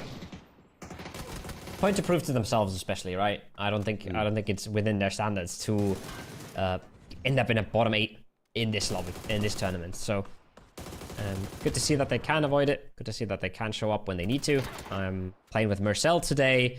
I'd say it's a little more solid than what we saw from them yesterday, but not crazy differences. And they managed to bring it back. Win or die. Having some fun in the last one. But Yeah. while they're having fun, they're locking in first place, right? They're doing their job. They're maximizing prize winnings here, making sure that they get first place. And oh man, that was crazy to me. We jumped to it so late. I thought it was a C4 breach, but it's a C4 defense, and it costs Weibo the entire game. They nearly got the 3rd as well. Nearly got the 3rd. That Panther got underneath that. That was insane. That was unfortunate for them. This was full commotion, no idea what's going on, and then the BRDM just backs up and flattens you. But it was going to come down to the win at the end. 8-8-8, consistent over 2. Oh my god. They delivered themselves. And you've got to remember, top 4, right? Top 4 is what we're looking for when it comes down to sort of money. You've got to remember, this is not just placement. We do talk about obviously placement all the time. We talk about obviously, hey, like we're looking for a top 8 because yes, Masters and yes, Super, there is more money up. But there is money at this line here. So from a 1st to a 4th, when these teams will get confirmed out, we'll just double check the numbers. They will be finding 8-8-8 deserve a spot up there because over the 8 games, they've been pretty good. They have been pretty good. They've been pretty good. And I think we should have a leaderboard ready very soon. And I think we sort of got it right towards the end here, Mark. I think we sort of got it correct. But I didn't know how close it was. I was not ready for how close it became at the end. And it does feel bad when you miss out by singular points or tiebreakers. But I think everybody that got so close here can be rather proud of themselves. A lot of the teams at the top here, as we do see our top 8 teams, and it is as expected. Nothing changed, but saying nothing changed on the leaderboard really doesn't do it justice. 38 points for Team Saints, 41 for Storm on Request, 43 for SlamG. That is nothing. And once we switch over to the leaderboard, once we switch from the teams who have qualified to the leaderboard, you're going to see Greece. Oh, here comes the pain. They literally lost the tiebreaker. If they get one more flush at the end there, they're qualified. Yeah. Yeah, that is the That is the heartbreak, or a win. Let's say at the end, right? Either a win or the additional, right? It's game changing, and also a big impact on the new point system. Don't forget, obviously, they able to deliver second, only got 5 points additional, right? And they've struggled with replacement points throughout this, so it is unfortunate short for them. Any team though from 9th down to 16th, they have the ability now to reset. They just got to go through the qualification. They'll be back for week number 2, and obviously the prize pool. There's a slight change up here. 888 do take 3rd spot, so they were 4th coming into this final game, and Hands of Hope also sneaked their way up a position, so it drops Hive down to 5th. Yeah. Drops Hive down to 5th. Hands of Hope, they kind of come back on the second day as well. Very consistent on the second one. But the leaderboard ends up rather expected, I would say. I wouldn't have expected Saints in the top 8. They clutched it out in the last one with a few placements. I would have maybe expected Skittles in there without Dope as well, right? But they just didn't show up today. And yeah, other than that, a lot of the teams at the top, I do believe, deserve to be there. Yeah, they do. Really good showing now from these teams. But that is week number 11, day number 2. But the end of this part of the circuit. Obviously, the top 8 teams, as we've already selected, they'll be going through to the final stages, though, of the Masters number 3. We have to get a reset back. But don't forget, next week, though, kick on Tuesday, we have obviously EWC. So loads more PUBG action throughout the whole week. We'll be looking for that. And obviously, then we'll be looking for the second stance of this. Obviously, the week after that, so 2 weeks' time, we will be going for the reset. So loads of PUBG. All next week, you're going to be tuning in to the Esports World Cup. And then you're back with us and seeing who we're going to be the final 8 teams going through to Masters 3. Yeah, you're going to see the final 8 teams going through Masters 3 on the 19th and 20th. So in 9 and 10 days, that's going to be the last Player Cup before the Masters. And if you want to watch the Americas tonight, then you're going to see the first 8 teams of the Americas go in there. But until then, until EWC, until after EWC, hope you guys have a good time. Play some more PUBG, and we will see you very soon.